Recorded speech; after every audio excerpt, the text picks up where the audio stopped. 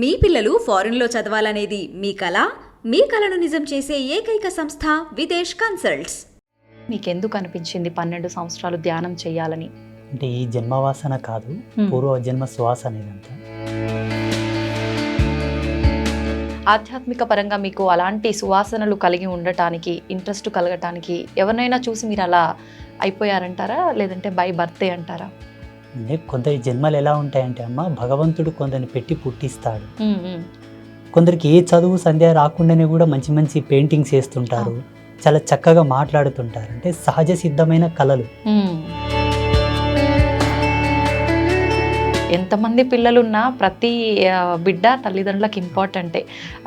Family ఉండాలి, వాళ్ళకంటూ ఒక పిల్లలు, రెస్పాన్సిబిలిటీస్ ఉండాలి అనుకుంటారు. అలా మిమ్మల్ని వదిలేశారని చెప్పారు కదా, అంటే అభ్యంతరం అనేది ఏమీ చెప్పలేదా ఒక్కసారి కూడా? అంటే అమ్మ ఏడిసింది బాగా. దేవి భాగవత మహాపురాణాన్ని ప్రతిరోజు గంటన్నర చదివేవాడిని. ఓకే. పూజలు ఎక్కువ చేసేవాడిని. ఎప్పుడు ధ్యానం ధ్యానం ధ్యానం ధ్యానం అని ఉండేవాడిని. మీరు చూస్తే 16వ సంవత్సరంలోనే మొత్తం ఆధ్యాత్మికం సైడ్ వచ్చేసారు.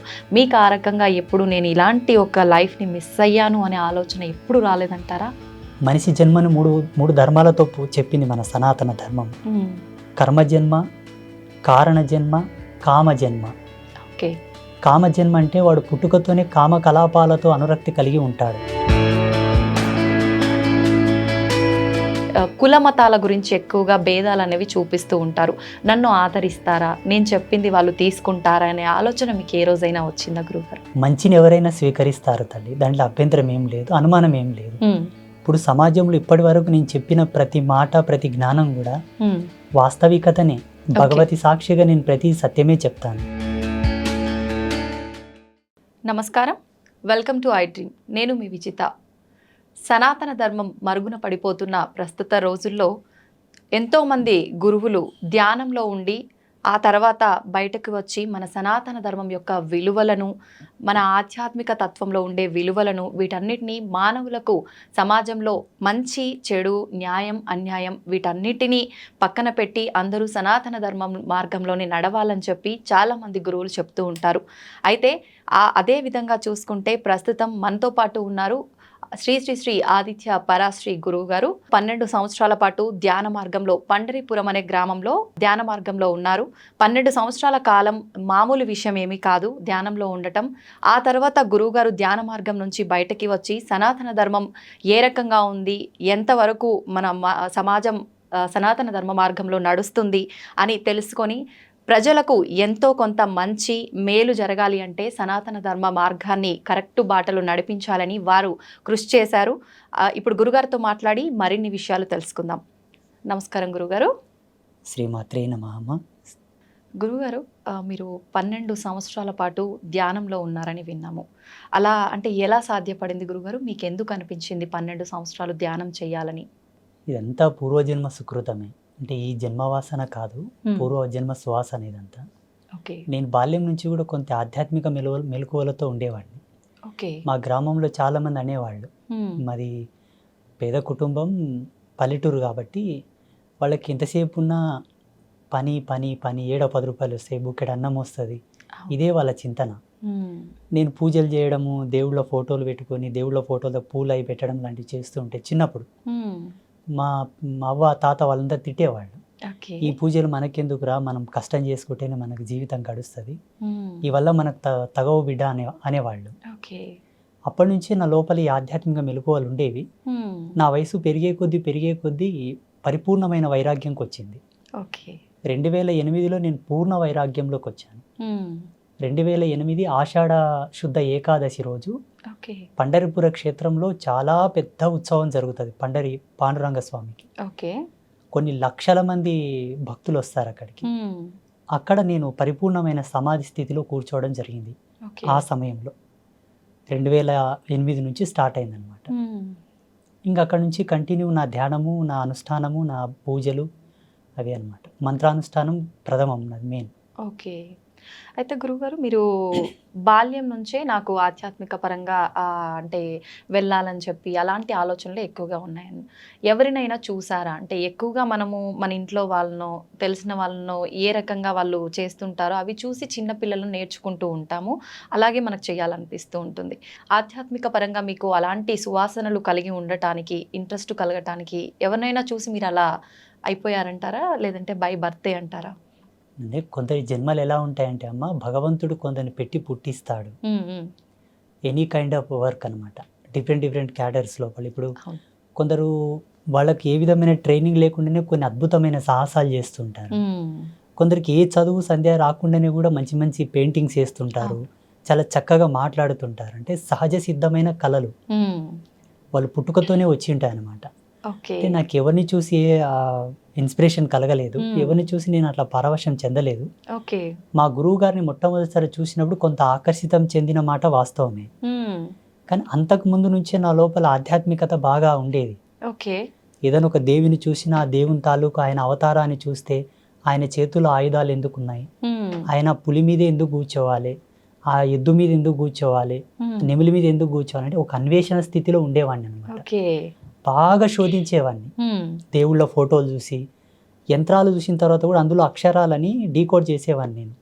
ఒక యంత్రం చుట్టూ కొన్ని అక్షరాలు రాస్తారు కదా, ఈ అక్షరాలు ఎందుకు పెట్టారు, వేరే పెట్టొచ్చు కదా, ఇవే ఎందుకు పెట్టాలి, ఇది పెట్టొచ్చు కదా అని బాగా సెర్చ్ చేసేవాడిని అనమాట. ఎప్పుడైతే మా గురువు గారిని చూసానో అప్పుడు ఇంకా పరిపూర్ణమైన ఎరుక వచ్చింది, జ్ఞానం పరిపూర్ణం. సత్యం ఏంటి, ధర్మం ఏంటి, అసలు ఈ ప్రపంచంలో ఉండేటటువంటి దైవీ సంపత్తి ఏందనేది వారిని చూసి తెలుసుకోవడం, వారి ద్వారా వినడం ఇంకా దృఢమైపోయింది నా యొక్క ఆధ్యాత్మిక తపస్సు. మీ గురువు గారు అంటే ఏ వయసులో వారిని కలిసారు గురువుగారు మీరు? నేను అప్పుడు 16వ సంవత్సరం ఉన్నాను. అంటే ఎలా కలిసారు గురువుగారు మీరు వాళ్ళని? మేము వలసదారులు అనమాట, మా కుటుంబం మొత్తం కూడా. పండరిపుర క్షేత్రానికి వలస వెళ్ళాము మేము కూలి పని కోసం. నేను నా కూలి పని చేసుకుంటూ ఉండే సమయం లోపల మా గురువు గారి పల్లకి సేవ వెళ్తూ ఉండేది. సంత్ రాజారాం కైకాడి మహారాజ్ అంటే పండరిపుర క్షేత్రంలో చాలా ఫేమస్ మఠం అది. వారి పల్లకి సేవ చూసినప్పుడు వారిని చూడగానే నా మనస్సంతా వారి మీదకి వెళ్ళిపోయింది. ఇంకా డే మొత్తం పనిచేశాను. సాయంత్రం వారి దగ్గరికి వెళ్ళి కూర్చొని, నాకు కొంచెం మరాఠీ వస్తుంది, మరాఠీలో నేను వారితో మాట్లాడాను. స్వామీజీ, నాకు ఇట్లా ఆధ్యాత్మిక అన్వేషణ ఉన్నది, కొన్ని ఆధ్యాత్మిక అనుభవాలు కలుగుతూ ఉన్నాయి, దీన్ని నివృత్తి చేయండి అని అడిగాను. వారు 2 మాటలు అన్నారు. నీ జీవితం ఇది కాదు, నువ్వు ఇందులో ఉండడం కరెక్ట్ కాదు, మీ తల్లిదండ్రులను తీసుకొని రా, నేను కొన్ని విషయాలు చెప్తానని అన్నారు. మా అమ్మతో మా నాన్నతో చెప్పాను, వాళ్ళు వచ్చి కలిశారు. ఈ అబ్బాయితో గనక మీరు పని చేయిస్తే ఒక గోవుతో సేవ చేసుకున్నట్లనే నీ కొడుకు కాదు అని వదిలేసే అని చెప్పారు. వారు ఏమన్నారంటే, నువ్వు లోక కళ్యాణం కోసం పుట్టావు నాన్న, ఈ సంసారంలో నువ్వు ఉండేది కాదు. ఎందుకోసం అంటే నీకు ఒక అన్న ఉన్నాడు, ఒక తమ్ముడు ఉన్నాడు, 2 ఉన్నారు సంసారానికి, 2 అక్కలు ఉన్నారు, 2 చెల్లెళ్ళు ఉన్నారు. నీ కుటుంబానికి ధర్మం ఉంది, నువ్వెందుకు ఇక్కడ, నీ ధర్మం ఇది కాదన్నారు. నేను అప్పుడే కలిశాను వారిని. మరుసటి రోజే మా అమ్మ నాన్న తీసుకొని వెళ్ళాను. నా బయోడేట్ ఎలా చెప్పగలిగాడు ఆయన? నాకు అన్న ఉన్న సంగతి, తమ్ముడు ఉన్న సంగతి, అక్క చెల్లెలు ఉన్న సంగతి అసలు ఆయనకు పరిచయమే లేని నేను. అంత దివ్య దృష్టి ఉంది వారికి. ఇంకా అప్పటి నుంచి మా అమ్మ నాన్న నన్ను వదిలేశారు. అప్పటి నుంచి పరిపూర్ణ ఆశ్రమ ధర్మంలోకి వచ్చేసాను. ఇంకా ఇప్పుడు ఎప్పుడైతే వారు నా గురించి చెప్పారో అప్పుడు నాకు అంటే ఆలోచన అనేది మారిపోయింది కంప్లీట్గా. ముందుగానే మీరు ఆధ్యాత్మిక పరంగా కొంచెం ఇంట్రెస్ట్ ఎక్కువగా ఉంది కాబట్టి గురువుగారు ఆ మాటలు చెప్పగానే, కానీ గురువుగారు మామూలుగా మీకుంది ఓకే, కానీ పేరెంట్స్ ఎక్కువగా సపోర్ట్ చెయ్యరు. అదేంటి, నాకు ఎంతమంది పిల్లలున్నా ప్రతి బిడ్డ తల్లిదండ్రులకు ఇంపార్టెంటే, ఫ్యామిలీ ఉండాలి, వాళ్ళకంటూ ఒక పిల్లలు రెస్పాన్సిబిలిటీస్ ఉండాలి అనుకుంటారు. అలా మిమ్మల్ని వదిలేశారని చెప్పారు కదా, అంటే అభ్యంతరం అనేది ఏమీ చెప్పలేదా ఒక్కసారి కూడా? అంటే అమ్మ ఏడిసింది బాగా. అమ్మ ఏడిసింది, నాన్న కూడా బాధపడ్డాడు. ఇంకా వాళ్ళు అర్థం కూడా చేసుకున్నారు నేను చేసే పనులు అట్లా ఉండేవి. దేవి భాగవత మహాపురాణాన్ని ప్రతిరోజు గంటన్నర చదివేవాడిని. పూజలు ఎక్కువ చేసేవాడిని. ఎప్పుడు ధ్యానం అని ఉండేవాడిని. కొన్ని సందర్భాల్లో పని చేస్తున్నప్పుడు కూడా అలాగే ధ్యానంలోకి జారుకునేవాడిని. వాళ్ళు చూశారు నా చేష్టలన్నీ. ఈ స్వామీజీ చెప్పిన మాటలకు నేను జీవించే జీవన విధానానికి వాళ్ళకి అర్థమైపోయింది. వీడు చేసే పనులు అలాగే ఉన్నాయి, ఈయన చెప్తుంది కూడా వాస్తవమే కాబట్టి ఇది సత్యం, ఇంకా దీంట్లో అనుమానం ఏమీ లేదని వాళ్ళు మనసును దృఢం చేసుకున్నారు. ఇంకా దృఢం చేసుకొని ఇంకా వదిలేశారు నన్ను కంప్లీట్గా. ఓకే గురుగారు, మామూలుగా చిన్న ఏజ్ అనగానే ఆడుకోవటం, పిల్లలతో కలిసిమెలిసి తిరగటము ఇలాంటివి చాలా ఉంటాయి. కొంచెం వయసు పెరిగే కొద్దీ ఎన్నో రకాల కోరికలు, ఇలా ఉండాలి అలా ఉండాలి అని చాలా రకాలుగా ఉంటుంటాయి. మీరు చూస్తే 16వ సంవత్సరంలోనే మొత్తం ఆధ్యాత్మికం సైడ్ వచ్చేసారు. మీకు ఆ రకంగా ఎప్పుడు నేను ఇలాంటి ఒక లైఫ్ని మిస్ అయ్యాను అనే ఆలోచన ఎప్పుడు రాలేదంటారా? ఇక్కడ మనకు జన్మవాసనను 3 విధాలుగా 3 భాగాలుగా చెప్పవచ్చు. మనిషి జన్మను మూడు ధర్మాలతో చెప్పింది మన సనాతన ధర్మం. కర్మజన్మ, కారణజన్మ, కామజన్మ. ఓకే. కామజన్మ అంటే వాడు పుట్టుకతోనే కామకలాపాలతో అనురక్తి కలిగి ఉంటాడు. ఎవరిని చూసినా మనకు అదే దృష్టి ఉంటుంది, కామ దృష్టి వెళ్తుందన్నమాట. స్త్రీ కానీ పురుషుడు కానీ. కర్మజన్మ ఏంటంటే ఎన్ని పనులు చేసినా ఆయన కలిసి రాదు, ఎంత కష్టపడ్డా కలిసి రాదు, ఎంత ప్రయత్నం చేద్దామన్నా కర్మ తీరదు, ఇంకా కర్మ చేయాల్సి వస్తుంది ఆయన. ఆయన పుట్టి తన తల్లిదండ్రులతో సేవ చేయించుకునేటటువంటి వాళ్ళు కూడా కర్మజన్మ కిందికే వస్తారు, కర్మజన్మ కిందికే వస్తారు. కారణ జన్ములు ఏంటంటే వాళ్ళకి బై బర్త్ నుంచే ఆధ్యాత్మిక మెలుగువలతో పుడతారు వాళ్ళు, పుట్టుకతోనే. ఇప్పుడు బ్రహ్మం గారు ఉన్నారు, ఆయన బై బర్త్ నుంచే అద్వితీయమైనటువంటి జ్ఞాన సంపన్నులు వాళ్ళు. అసలు మానవ మాతృలు ఎవరు కూడా అంతటి జ్ఞానంతో ఉన్నట్టు ఇప్పుడు చరిత్రలో లేదు. అపారమైనటువంటి జ్ఞాన సంపన్నులు వాళ్ళు. అట్లా మహితాత్ముల జన్మలు సామాన్యుల జన్మలు సమానం కావు. నేను పుట్టుకతోనే మా ఊళ్ళో చాలా మంది ఇప్పటికీ బిజ్వార గ్రామంలో అడిగినా కూడా ఆ అబ్బాయి కొంత డిఫరెంట్గా ఉండేవాళ్ళు అండి, అందరితో సమానం ఉండేవాడు కాదు, అందరు ఒక పని చేస్తే తను ఒక్కడే సపరేట్ చేసేవాళ్ళు అని చెప్తారు. అయితే గురువుగారు, మీ అంటే వేషధారణ విషయానికి వస్తే స్వామీజీలు అనగానే మామూలుగా మగవారు ఏ రకమైన దుస్తులు ధరిస్తారో ఆ రకంగా ఉంటుంటారు నార్మల్గా. మీ వస్త్రధారణ చూస్తే కనుక కొంచెం ఆడవారికి సంబంధం కలిగి ఉన్నట్టుగా ఉంటుంది. ఎందుకని ఈ రకంగా మీరు వస్త్రధారణ ఎంచుకున్నారు? మాది కౌడిధారి పంత్, అంటే ఈ గవ్వలు ఉన్నాయి కదమ్మా, అవును, దీన్ని కౌడిధారి పంత్ అంటారు. శ్రేష్టమైన మూల శ్రీ విద్య. ఇది స్త్రీ యొక్క యోని స్వరూపమై ఉంటుంది. స్త్రీ యొక్క యోని స్వరూపం ఈ గవ్వ. దీని మెడలో ధరించి, ఇది ఏకవస్త్రం తల్లి, కుట్టని బట్ట. కుట్టని బట్ట, ఒకే వస్త్రాన్ని అలా చుట్టుకుంటాం.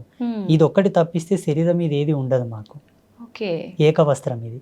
ఇంకా మా వేషధారణ, మా ఈ ఉంగరాలి వల్ల అంటే శ్రీ విద్య సాధనలో మేము చేసేటటువంటి కొన్ని ప్రక్రియలకు ఆబంధనాలు, ఒక్కొక్క దానికి ఒక్కొక్క పరమార్థం ఉంది. అవి మేము చేసే సాధన లోపల మాకు ఎంతో సపోర్ట్ చేస్తాయి. మా శరీర నియంత్రణ, మేము చేసేటటువంటి ఆధ్యాత్మిక మెలుగువల్లో మాకు బాగా ఎనర్జీ బూస్ట్ చేస్తుంటాయి. ఒక్కొక్క దానికి ఒక్కొక్క మంత్రానుష్ఠాన పరిదిగ్బంధన కూడా ఉన్నది. ఈ ఉంగరాలకు కానీ, కుండలాలకు, మేము వేసుకునే బేడీలకు, మేము వేసుకునే మాలలు, మేము ఏవే కానీ మార్కెట్లో దొరికి తీసుకొచ్చి మెళ్ళో వేసుకోం వేరే స్వామీజీలాగా. ఒక దాన్ని తీసుకున్న తర్వాత పలు విధాలుగా శుద్ధులు చేసి, మంత్ర జాగృతం చేసి, ప్రాణ ప్రతిష్ఠ చేసి, వాటిని దైవీ శక్తులతో నిక్షిప్తం చేసిన తర్వాతనే ధరిస్తాం ఏదైనా సరే. ఓకే, అంటే అలా ధరిస్తేనే వాటికి సంబంధించిన వాల్యూస్ అన్ని ఉంటాయా గురువుగారు? వస్తాయి 100%. ఏదైనా ఒక కూరగాయను, ఆకుకూరను మార్కెట్ నుండి తెచ్చిన తర్వాత కడుగుతాం. కడిగి దాన్ని ఎంత తరగాలో తరిగి, దాంట్లో ఏవి వస్తువులు వేయాలో వేసిన తర్వాతనే కూర వండుకుంటాం. అవునవును. సమాజంలో ఇప్పటికీ ప్రజెంటేషన్లు, ఇప్పుడు వర్తమానంలో కూడా ఆధ్యాత్మికమైనటువంటి మెలకువలు తెలిసిన వాళ్ళు ఎవరు లేరు, చాలా తక్కువ మంది. తెలుసుకోవాలనే జిజ్ఞాస ఎవరికి లేదు, చెప్పాలనే జిజ్ఞాస కూడా ఎవరికి లేదు.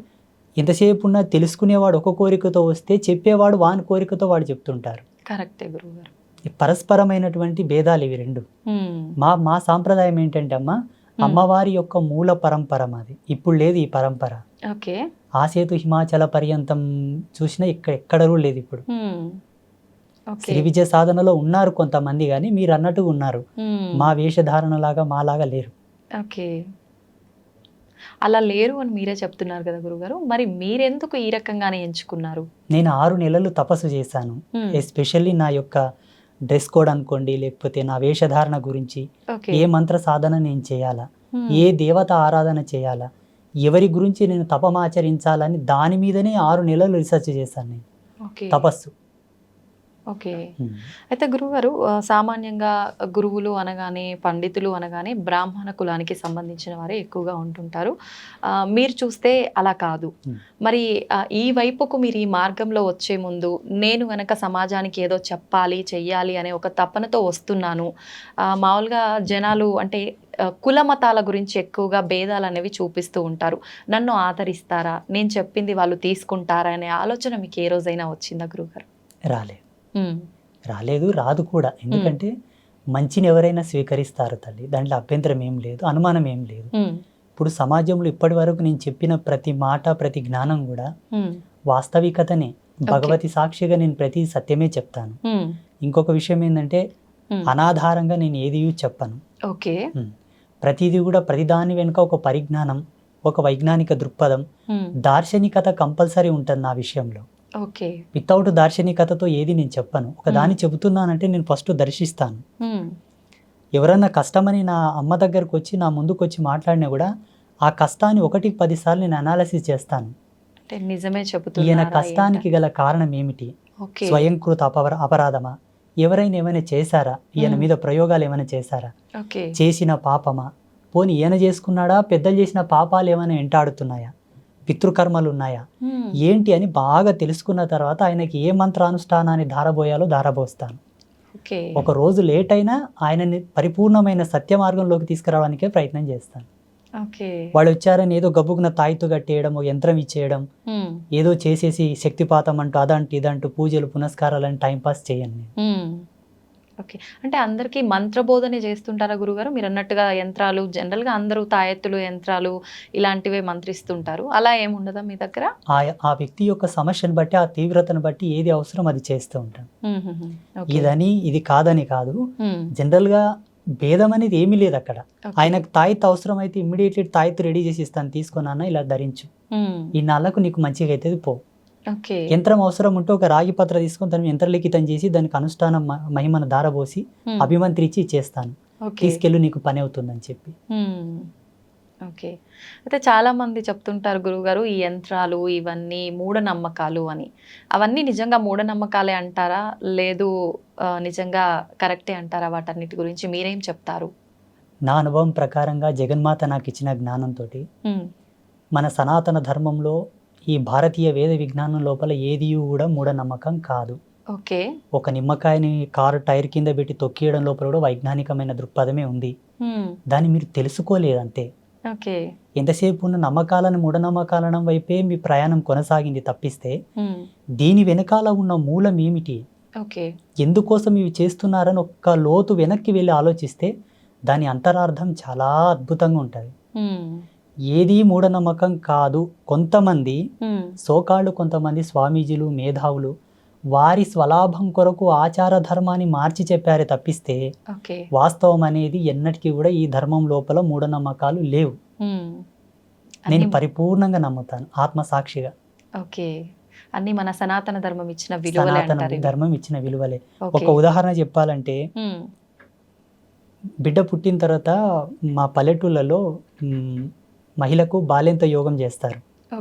ఆమెకు పెయ్యంత పసుపు పెట్టి వేడినీళ్ళతో స్నానం చేయించి కుంపటి అంటారు మోటుగా మా పల్లెటూరులో. కుంపటి ఆమెకు వేడి కాపుతారనమాట. కొన్ని హెర్బ్స్, ఔషధి గుళితమైనటువంటి కొన్ని మూలికలు అవి తినబెడతారు. అవి తినబెట్టడంలో కూడా ఆధ్యాత్మికతమైన విలువలు కొన్ని ఉన్నాయి. మా పెద్దలు చెప్పేవాళ్ళు, ఈ వేరుని ఇదే సమయంలో తీయాల బిడ్డ, అట్లయితేనే పనిచేస్తుంది అది. మేము తీసి ఆల్రెడీ స్టోర్ చేస్తాము, ఎవరైనా కాన్పు అయితే వాళ్ళకు ఉడకబెట్టి తినబెడతాం. చూడండి, తీసే సమయము, ఇచ్చే సమయము అన్ని కూడా ఇంపార్టెంట్. మళ్ళీ ఆ బాలెంతగా ఉన్న మహిళకు మాత్రం ఇస్తారు, మిగతా వాళ్ళకి ఇయ్యరు దాన్ని. అంటే దాంట్లో ఉన్న మూలకాలు, దాంట్లో ఉన్న ఫార్ములాస్ వాళ్ళకి తెలుసు, ఆ ఔషధి లక్షణం వాళ్ళకి తెలుసు. వాళ్ళేం కంప్యూటర్లో చూసి ల్యాబ్లో టెస్ట్ చేసి తీసిలేరు మళ్ళీ దాన్ని.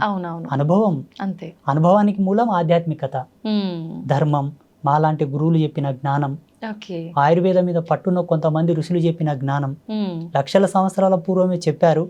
దాన్ని అనువంశికంగా అలాగే తీసుకుంటూ వచ్చారు ఇప్పటి వరకు. అయితే గురుగారు మీరు ఇప్పుడు చెప్పినట్టుగా అనువంశికంగా తాత ముత్తాతల నుంచి ఉన్న ఆయుర్వేద మూలికలు ఇచ్చేవాళ్ళు చాలామంది ఉన్నారు. వాళ్ళని నిజంగా నమ్మవచ్చా? వాళ్ళని అంటే సపోర్ట్గా తీసుకొని చాలామంది మనకు రోడ్ల పైన కూడా మూలికలు ఇలాంటివి అమ్ముతూ ఉంటారు. వాళ్ళని నమ్మొచ్చు అంటారా? ఇక్కడ మెయిన్ ఏంటంటే అనువంశికతంగా ఉండే వాళ్ళని మనం చాలా వరకు నమ్మాలి తప్పదు. ఎందుకంటే వాళ్ళ దగ్గర కొన్ని గ్రంథాలు ఉంటాయి, ఓకే. బయటికి ఇయ్యరు వాళ్ళు. వాళ్ళ తాత ముత్తాతలు రాసినటువంటి గ్రంథాలు. ఈ వేరు దేనికి పనిచేస్తుంది, దీని గుణం ఏమిటి, దీని ధర్మం ఏమిటి, దీని యొక్క రూపం ఏమిటి, దీన్ని ఎలా ఇవ్వాలి, ఎంత మాత్రంలో ఇవ్వాలి, ఎన్ని సమపాలలో కలిపి ఏ మాత్రలు ఇవ్వాలి, ఏ పసరు ఇవ్వాలి, ఏ పౌడర్ ఇవ్వాలని వాళ్ళకి తెలిసి ఉంటుంది. వాళ్ళు గ్రంథస్థంగా రాసి పెట్టి ఉంటారు. కాబట్టి కొంతమంది ఉన్నారు ఇప్పటికి చాలా మంది, వాళ్ళని నమ్మొచ్చు. ఈ రోడ్ల మీద కూర్చున్న వాళ్ళలో కూడా అందరినీ నమ్మాలి, అందరిని నమ్మకూడదని కాదు, కానీ కొందరు వ్యాపార ధోరణిలు అమ్ముతుంటారు. అట్లా అమ్మిన వాళ్ళ దగ్గర తీసుకున్న వాళ్ళు వాడి చాలా వరకు ఇబ్బందులు, సైడ్ ఎఫెక్ట్స్ వచ్చి చాలా మంది బాధపడ్డారు. మన ఆశ్రమానికి చాలా మంది వచ్చి చెప్పారు నాకు.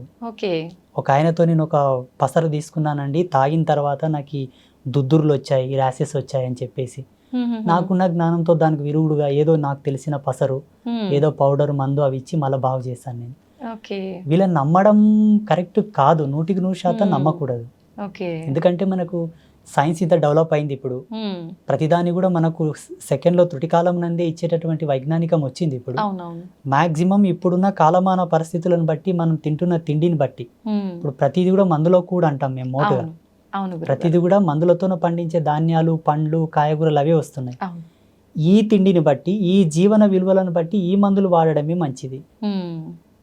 అప్పట్లో మోటు మందులు ఎట్లా పనిచేస్తుందంటే గట్టితనం ఉండే అందరి లోపల, దృఢత్వం బాగుండే, తినే తిండిలో కూడా ఆ గట్టితనం ఉండేది కాబట్టి పసర్లు పనిచేసేవి. ఇప్పుడు అంత తొందరగా పనిచేయవు. అంటే శరీరం సపోర్ట్ చేయొద్దు అందుకు. ఓకే. అయితే గురువుగారు, ఇది అడగొచ్చో లేదో తెలీదు, చాలా వరకు నేను కొన్ని ప్రాంతాల్లో విన్నాను.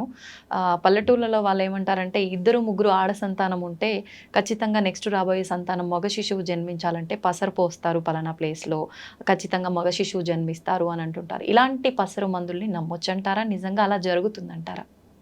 నా జీవితంలో, నా అనుభవంలో ఒక 7-8 కేసులు నేనే డీల్ చేశాను. సక్సెస్ అయ్యాయా? 100% అమ్మ సాక్షిగా, అబద్ధం ఏం లేదు. అంటే ఇవి ఎట్లుంటాయమ్మా, వాళ్ళ యొక్క దైవం అంటే వాళ్ళ యొక్క పుణ్యం, వాళ్ళ రాతఫలం, వాళ్ళ అదృష్టాన్ని బట్టి ఆధారపడి ఉంటాయి. కొందరికి వికటించాయి కూడా, కొందరికి సక్సెస్ కాలేదు. అంటే ఇక్కడ మనం ధార్మికంగా చెప్పాల్సి వస్తే వాళ్ళ యొక్క పుణ్యం, వాళ్ళ అదృష్టం. ఇటువంటివి ఏంటంటే హార్మోనల్ సెక్టర్ని మార్చేటటువంటి మూలికలు కొన్ని ఉంటాయి. స్త్రీ ఎప్పుడైతే పిండోత్పత్తి గావించే సమయం లోపల, ఆమె సంతానవతి కావడానికి రెడీగా ఉన్న సమయం లోపల ఆ పసర్లు తాపడం వలన తప్పకుండా పురుష సంతానానికి సంబంధించినటువంటి సంపర్కమే ఆ కలయిక వలన అదే హార్మోన్స్ రిలీజ్ అయ్యి అదే హార్మోన్స్ వల్ల వాళ్ళకి పిండోత్పత్తి అవుతుంది అని అప్పట్లో ఆయుర్వేదంలో చాలా గొప్పగా రాసి ఉన్నారు. దాని యొక్క జ్ఞాన సంచికతోనే ఇప్పుడు ఈ పసర్లు అనేవి పోస్తారు మోటుగా పల్లెటూర్ల లోపల. కానీ సక్సెస్ అయినాయి, చాలా మందికి సక్సెస్ అయినాయి. కొందరు ఫెయిల్ అయితే వాళ్ళ అదృష్టం ఇక చెప్పనీకి రాదు. కొంచెం మన చేతుల్లో ఉంటే కొంచెం అదృష్టం భగవంతుడి పైన ఆధారపడి ఉంటుంది. ఓకే. అయితే గురుగారు, చావు పుట్టుకలు అనేవి మన చేతుల్లో లేవు. ఆ భగవంతుడు ఎప్పుడు సెలవిస్తాడో, ఎప్పుడు ఆజ్ఞాపిస్తాడో ఆ రకంగా అన్నీ జరిగిపోతూ ఉంటాయి. అయితే చావుకి పుట్టుకకి ముహూర్తాలతో పని లేకుండా ప్రకృతికి అనుగుణంగా జరిగిపోతున్నప్పుడు మనం భూమి మీదకి వచ్చిన తర్వాత ఏ మంచి కార్యక్రమం చేయాలన్నా, ఎటువంటి కార్యక్రమం చేయాలన్నా ఖచ్చితంగా ముహూర్తం చూసుకోవాలి. శుభముహూర్తం అనేది పంతులతో, పండితులతో మాట్లాడి పెట్టించుకోవాలి అంటుంటారు.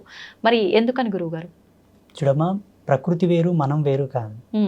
ప్రకృతి మనం ఒకటే.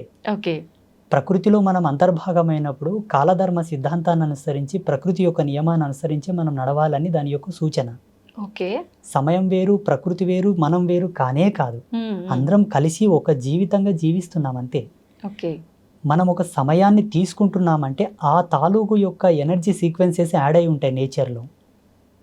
ఆ గ్రావిటీ అనేది ఫోర్స్ అయి ఉంటుంది అప్పుడు.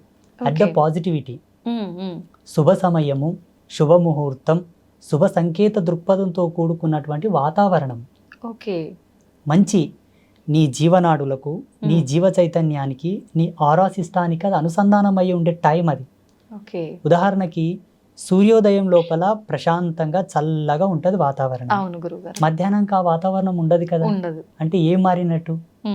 సూర్యుని యొక్క తాపం పెరిగి వేడి ఎక్కువ ఉత్పన్నం అయ్యింది కాలంలోనే. అవునవును. ఇదే కాలంలోనే మార్పులు జరుగుతున్నాయా లేదా?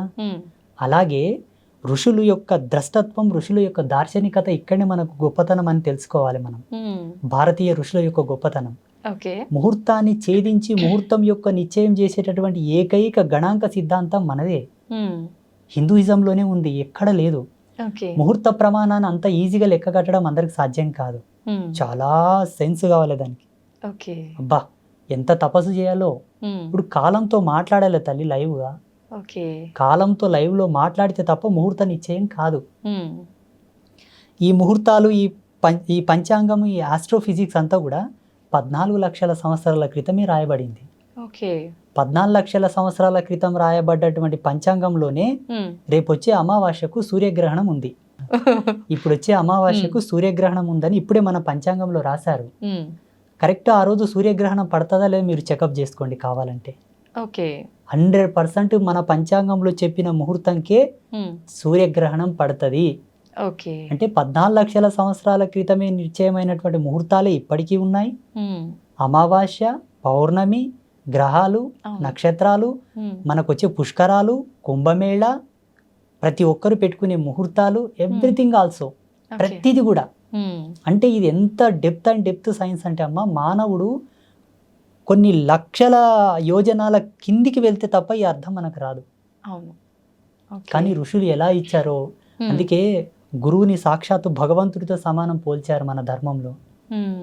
భగవంతుడే ఒక మనిషి వచ్చి మనకి ఇన్ని అద్భుతాలను ఇచ్చాడని నేను భావిస్తున్నాను. ఇప్పుడు రేపు అన్నది కూడా భవిష్యత్తే కదమ్మా. వచ్చే అమావాస్యకే సూర్యగ్రహణం పడుతుందని ఇప్పుడు పంచాంగంలో రాశారు కదా. వీళ్ళు రాసిన దానికి అక్కడ గ్రహాలు మారుతున్నాయా, లేకపోతే అక్కడ గ్రహాలు మారేదాన్ని బట్టి వీళ్ళు రాశారా? మారేదాన్ని బట్టే వీళ్ళు రాశారు. వీళ్ళకి ఎలా తెలుసు? అప్పుడు రాకెట్స్ లేవు కదా గ్రహాల దగ్గరకు పోవడానికి. ఇప్పుడు ఏరోప్లాన్స్ ఉన్నాయి, అప్పుడు రాకెట్స్ లేవు కదా. ఒకవేళ మా ధర్మం లోపల విమానాలు ఉన్నాయి, పుష్పక విమానాలు ఉన్నాయి అంటే నువ్వు నమ్మరు. పోనీ అట్లానే పోయి చూసిండ్రంటే కూడా నమ్మరు.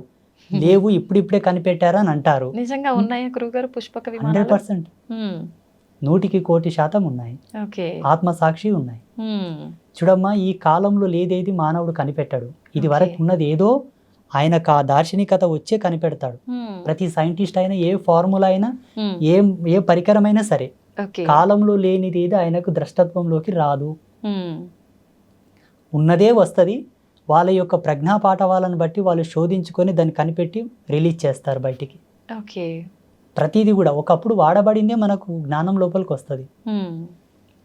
అయితే గురుగారు, అంత జ్ఞానంతో ముందుగానే జరగబోయేది కూడా ఆలోచించి ఇన్ని డిసైడ్ చేసిన పండితులు, ఇలాంటి పెద్దవాళ్ళు చాలా మంది ఉన్నారు. అయితే మీరు అన్నట్టుగా శుభముహూర్తాల కోసం పండితులు పలానా ఏదైనా శుభకార్యం, మ్యారేజ్ తీసుకుందాం ఎగ్జాంపుల్కి, ఒక మంచి ముహూర్తం మీ పేర్ల మీద ఇది బాగుంది అని చెప్పి డిసైడ్ చేసి చేసినవి కూడా అన్నీ సక్సెస్ అవ్వట్లేదు. అది శుభముహూర్తం అని డిసైడ్ చేసిన తర్వాత అవి ఎందుకు విఫలం అవుతున్నాయి అంటారు? విఫలం అంటే ఎలా? అంటే సక్సెస్ అవ్వకుండా డివోర్స్ వరకు వెళ్ళటము, మధ్యలోనే విడాకులు అయిపోవడము, లేదంటే కలిసి ఉన్నా కూడా వాళ్ళిద్దరికి పడకుండా చీటికి మాటికి గొడవలు, ఇలా చాలా చూస్తుంటాం కదా గురువుగారు. ఎందుకు అలా అవుతున్నాయి? కాలం అంటే 5 ఎలిమెంట్స్: భూమి, నిప్పు, నీరు, గాలి, ఆకాశం. ఈ 5 ఎలిమెంట్స్ యొక్క సమ్మేళనమే కాలం, టైంకి ప్రత్యుత్తరమైన రూపమే ప్రకృతి. ఈ ప్రకృతి పంచభూతాలు, పంచభూతాలే కాలం. ఇవేవి వేరు కాదమ్మా, అన్నీ ఒకే సర్గ. అయితే పంచభూతాల ప్రమోదంగా వచ్చేటటువంటి ఆ యొక్క పాజిటివిటీ ఏదైతే ఉందో అది నీ జీవధర్మ సిద్ధాంతానికి అనుసంధానం కావాలని ముహూర్తం ఉంది. ఇక్కడ ఒకరినొకరు అర్థం చేసుకొని కాపురం చేయనికి చేతగాక హోదాలు అడ్డం పెట్టుకొని, డబ్బు అడ్డం పెట్టుకొని, నీ జాబ్ తక్కువ, నా జాబ్ ఎక్కువ, నీవు నాతో కలిసి అంటే వ్యక్తిగత భేదాలు పెట్టుకొని విడిపోవడానికి ముహూర్తానికి సంబంధం లేదు. ప్లీజ్, ఇది వ్యక్తుల యొక్క సహజ సిద్ధమైన నిర్మాణంలో జరిగే కాపురాలి వల్ల. దీనికి కారణం ఏంటంటే ఇప్పుడున్న సామాజిక రుగ్మతలు, ఒకరితో ఒకరిని పోల్చుకుంటున్నారు. ఆ పోలిక వల్ల విభేదాలు వచ్చి విడిపోతున్నారు చాలా మంది. ఇంకొంత సర్దుకోవడం లేదు, ఓపికలు లేవు మన వాళ్ళకి. ఇప్పటి మానవునికి ఓపిక లేదు. అప్పట్లో పాతకాలంలో ఎన్ని విపత్తులు వచ్చినా, ఎన్ని ఇబ్బందులు వచ్చినా ఓపిక గట్టి ఉండే. ఓపిక ఎంత దృఢమో జన్మ అంత సార్థకత అని చెప్తారు మన ధర్మంలో. ఓపిక లేని వాళ్ళ జన్మలు సార్థకతను పొందవు. ఓకే. ఓపిక లేకపోవడం వల్ల విడిపోతున్నారు కానీ ముహూర్తం ఏం తప్పు లేదు ఆడ. ముహూర్తం యొక్క సిస్టమ్ వేరు. ఓకే. ఇప్పుడు ముహూర్తాలు, ఈ నక్షత్రాలు, ఈ పంచాంగాలన్నీ 83 లక్షల జీవరాశులు పాటించవు. మనిషి ఈ పరివర్తనలోకి రాగలిగాడు. అవును. ఈ విజ్ఞాన శోధన చేశాడు మానవుడు. ఈ కాలగణన సిద్ధాంతాన్ని మనం మాత్రమే ప్రతిపాదించాం, మిగతా జీవరాశులు కాదు. అందులో ఒక మంచి చెడు, ఇది శుభం, ఇది అశుభం, ఇది ఒక ఆరోగ్యకరమైనటువంటి వ్యవస్థ. అవును. ఇక్కడ మనం చెడిపోయి మళ్ళీ ముహూర్తాన్ని నింద చేయడం ధర్మం కాదు. ఓకే. అంటుంటారు కదా గురుగారు, కానీ అంటే ఈ మధ్య కాలంలో అంటే పెట్టిన ముహూర్తం కరెక్ట్గా లేదేమో, కరెక్ట్గా వీళ్ళిద్దరికి మ్యాచ్ అవ్వలేదేమో, ఆ పంతులు అంటే ఎలా డిసైడ్ చేశాడో ఇలా జరిగిపోయింది అని నేను చెప్పి. ఆ విషయానికి వస్తే మీకు ఒక ఎగ్జాంపుల్ చేస్తాను. ఓకే. సీతారాములు నడయాడిన కాలం ఆ కాలం ధర్మవంతంగా ఉండేనా, ఇప్పుడు ఈ కాలం ధర్మవంతంగా ఉందా? ఆ కాలమే ధర్మం. ఆ కాలంలో ధర్మం సమున్నతంగా ఉంది. అవును. ఎందుకంటే శ్రీరామచంద్ర ప్రభుల వారు పుట్టినప్పటి నుంచి వారి అవతార సమాప్తి అయ్యే వరకు కూడా ధర్మం సమున్నతంగా ఉన్నదని చెప్పి మన గ్రంథాల ఆధారంగా చెప్పబడి ఉన్నాయి. ఎంతో మంది ఋషులు కూడా చెప్పారు. అవును. శ్రీరామచంద్ర ప్రభుల వారి యొక్క ముహూర్తం ఎవరు పెట్టారు? పెళ్లికి ఎవరు నిశ్చయం చేశారు? రాముడు పెళ్ళైన తర్వాత వనవాసంకి వెళ్ళిపోవాల్సి వచ్చింది. ఎన్ని కష్టాలు పడ్డారు. అవును. సరే, మళ్ళీ రాజ్యంకి వచ్చిన తర్వాత కూడా మళ్ళీ సీతా వియోగం ఏర్పడుతుంది. సీత కలిసిన తర్వాత ఆమె భూమిలోకి వెళ్ళడం, ఈయన అవతార సమాప్తి చేసుకోవడం. వాళ్ళు ఎక్కడ సుఖపడ్డారు? అవును. పోనీ పాండవులు కష్టపడ్డారు కదా. పోనీ శ్రీకృష్ణుడు కూడా కష్టపడ్డాడు కదా. అవును.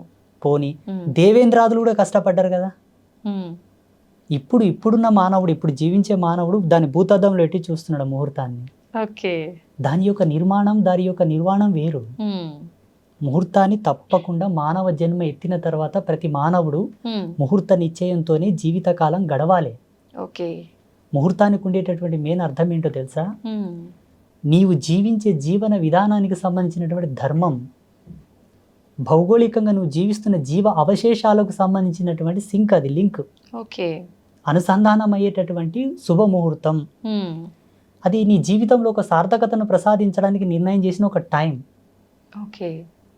దానివల్ల మన జీవితాలు నడవాలనుకోవడం అజ్ఞానం. మనం బ్రతకాలి, మనం జీవించాలి.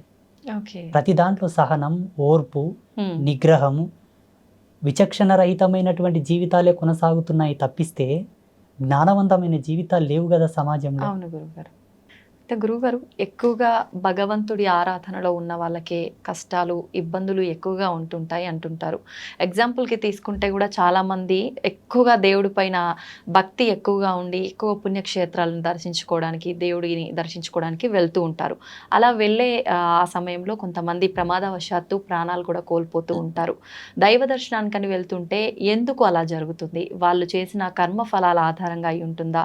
మరి అలా ఉన్నప్పుడు భగవంతుని ఆరాధిస్తే మనం శరణు వేడుకుంటే ఎటువంటిదైనా ఆయన రక్షిస్తాడు అని అంటుంటారు. ఎందుకు వాళ్ళని భగవంతుడు రక్షించలేకపోతున్నాడు? భగవంతుడు వాళ్ళని రక్షించే పాత్రత లోపల ఎప్పుడు సంసిద్ధుడై ఉంటాడు. కాకపోతే భగవంతుని పాత్రత ఎంత సత్యమో కాపాడబడాలన్న నీ పాత్రత కూడా అంతే సత్యమై ఉండాలి. ఓకే. ఈరోజు ఐ డ్రీమ్స్ మీడియా వాళ్ళు నన్ను ఇక్కడ పిలిచారంటే ఏదో కొంతో నా లోపల నచ్చే పిలిచారు. స్వామీజీ ఇంతో అంతో చెప్తాడు మంచిగాని. భగవంతుడు నిన్ను అనుగ్రహించి కాపాడాలన్నప్పుడు నువ్వు అంత సత్యవంతుడు వై కూడా ఉండాలి. బై బర్త్ నుంచి ఈ జన్మది సరిపోక పోయిన జన్మలో కూడా అంత పుణ్యకార్యములు, పుణ్య దీక్ష దక్షత నీలో ఉండాలి. మీ పితాపితరులు కూడా పుణ్యం చేసి ఉండాలి. ఇప్పుడు ఈ జన్మ ఇప్పుడే ఆకాశం నుంచి ఊడిపడ్డది కాదు. ఎన్ని సంవత్సరాల నుంచి, ఎన్ని లక్షల సంవత్సరాల నుంచి ఉండేటటువంటి ఆ జెనెటిక్ థియరీని బట్టి మనకి జన్మ వచ్చింది, ఆ DNA కాలం బట్టి. సో ఆ వంశవృక్షంలో చేసేటటువంటి పాప సంక్రమణ, పుణ్య సంక్రమణ వల్ల ఈ దేహం ఉంటుంది. ఈ దేహం పొందిన తర్వాత కూడా చేసేటటువంటి పాప సంక్రమణ, పుణ్య సంక్రమణ. అందుకు భగవంతుని చెంతన నువ్వు నిష్ణాతుడవై ఉండి, అర్హుడవై ఉంటే త్రుటికాలం నంది నేను తప్పించగలడు కదా. ఎంతమంది బ్రతుకుతుండలేరు ఇప్పుడు? ఎంతో మంది ఇప్పుడు కాపాడబడుతున్నారు, రక్షించబడుతున్నారు. వీళ్ళెందుకు రక్షించబడలేదంటే అందుకు భిన్నమైనటువంటి పాపమో కర్మనో ఏదో ఉండవచ్చు. అంత ఈజీగా మనం క్యాలిక్యులేట్ చేయడం కూడా ధర్మం కాదు. పూజలు చేసే వాళ్లకు కష్టాలు ఎందుకు వస్తాయంటే పూజలు చేయడం వల్ల కష్టాలు తీరుతాయనుకోవడం ఫస్ట్ అజ్ఞానం. ఎందుకు పూజలు చేస్తారంటే చెప్పన తల్లి, మనకు పితృపక్షం వస్తుంది. ఇప్పుడు పితృపక్షం పితృపక్షంలో మన హిందూ ధర్మం లోపల మన పెద్దలకు శ్రద్ధా తర్పణాలు వదులుతారు, పిండ ప్రదానాది కార్యక్రమాలు చేస్తుంటారు. ఆ పల్లెటూళ్ళలో వాళ్ళ ఫోటోలు పెట్టి వాళ్ళు తినే వాళ్ళకి ఇష్టమైన పదార్థాలు వండి పెట్టి పూజలు పునస్కారాలు చేసి దండం పెట్టుకుంటారు. ఎందుకోసం అంటే వాళ్ళు ఇచ్చినటువంటి దేహం ఇది, వాళ్ళ వంశంలో మనం పుట్టామని ఒక కృతజ్ఞత భావం. వాళ్ళకు ఒక మాసం ఏర్పాటు చేసి ఈ మాసంలో పితృదేవతలను కొలవాలని ఆ మాసాన్ని డిసైడ్ చేసి పితృపక్షంలో పితృదేవతలకు పూజలు చేయాలని ఒక రూల్ ఇచ్చారు మన ధర్మంలో. ఈ జన్మనిచ్చినందుకు వాళ్ళకు మొక్కుతున్నాం మనము. వాళ్లకు మనకు ఇంతటి అందమైన ప్రపంచాన్ని భగవంతుడు ఇచ్చాడు కదా, మరి భగవంతునికి ఏమి ఇవ్వాలి మనం? అందుకే ఈ పూజలు.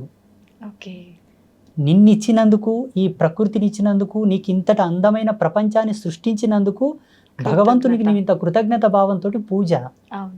అంతేగాని నువ్వేదో ఇస్తే ఆయన నీ కోరికలు తీర్స్తాడనుకోవడం కరెక్ట్ కాదు. చూడమ్మ, వేదాంత ధర్మంలో ఎప్పుడు కూడా వేద ధర్మం ప్రకారంగా, శాస్త్ర ప్రమాణం ప్రకారంగా పూజలు చేస్తే కష్టాలు నెరవేరుతాయని లేదు. కానీ ఋషులు మనుషుల యొక్క కష్టాలు చూడలేపక, బాధలు చూడలేపక వాళ్ళు ధ్యానంలో కూర్చొని కొన్ని దర్శనాలు చేశారు. వ్రతాలు, నోములు, కొన్ని ప్రత్యేకమైన హోమములు, శాంతులు, కొన్ని యజ్ఞక్రతువులను దర్శించారు.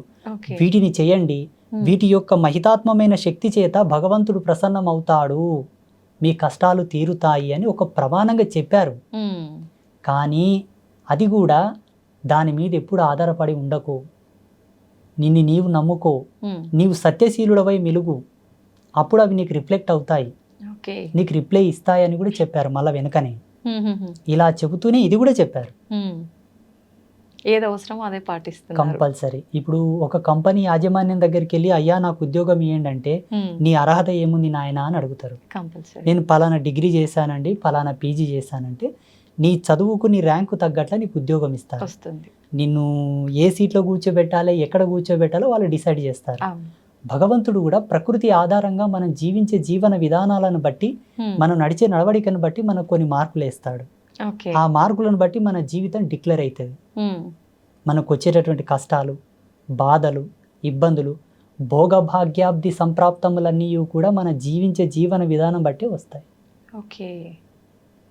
మా పెద్దలు ఏమనే వాళ్ళు తెలుసా పల్లెటూళ్ళమ్మా, ఏం లేదు నాయన, ఎవరు ఏది నాటుతారో అదే కోసుకొని తింటారు, ఏది నాటుతారో అదే కోసుకొని తింటారు, అందుకు మిన్న ఏదీ లేదు.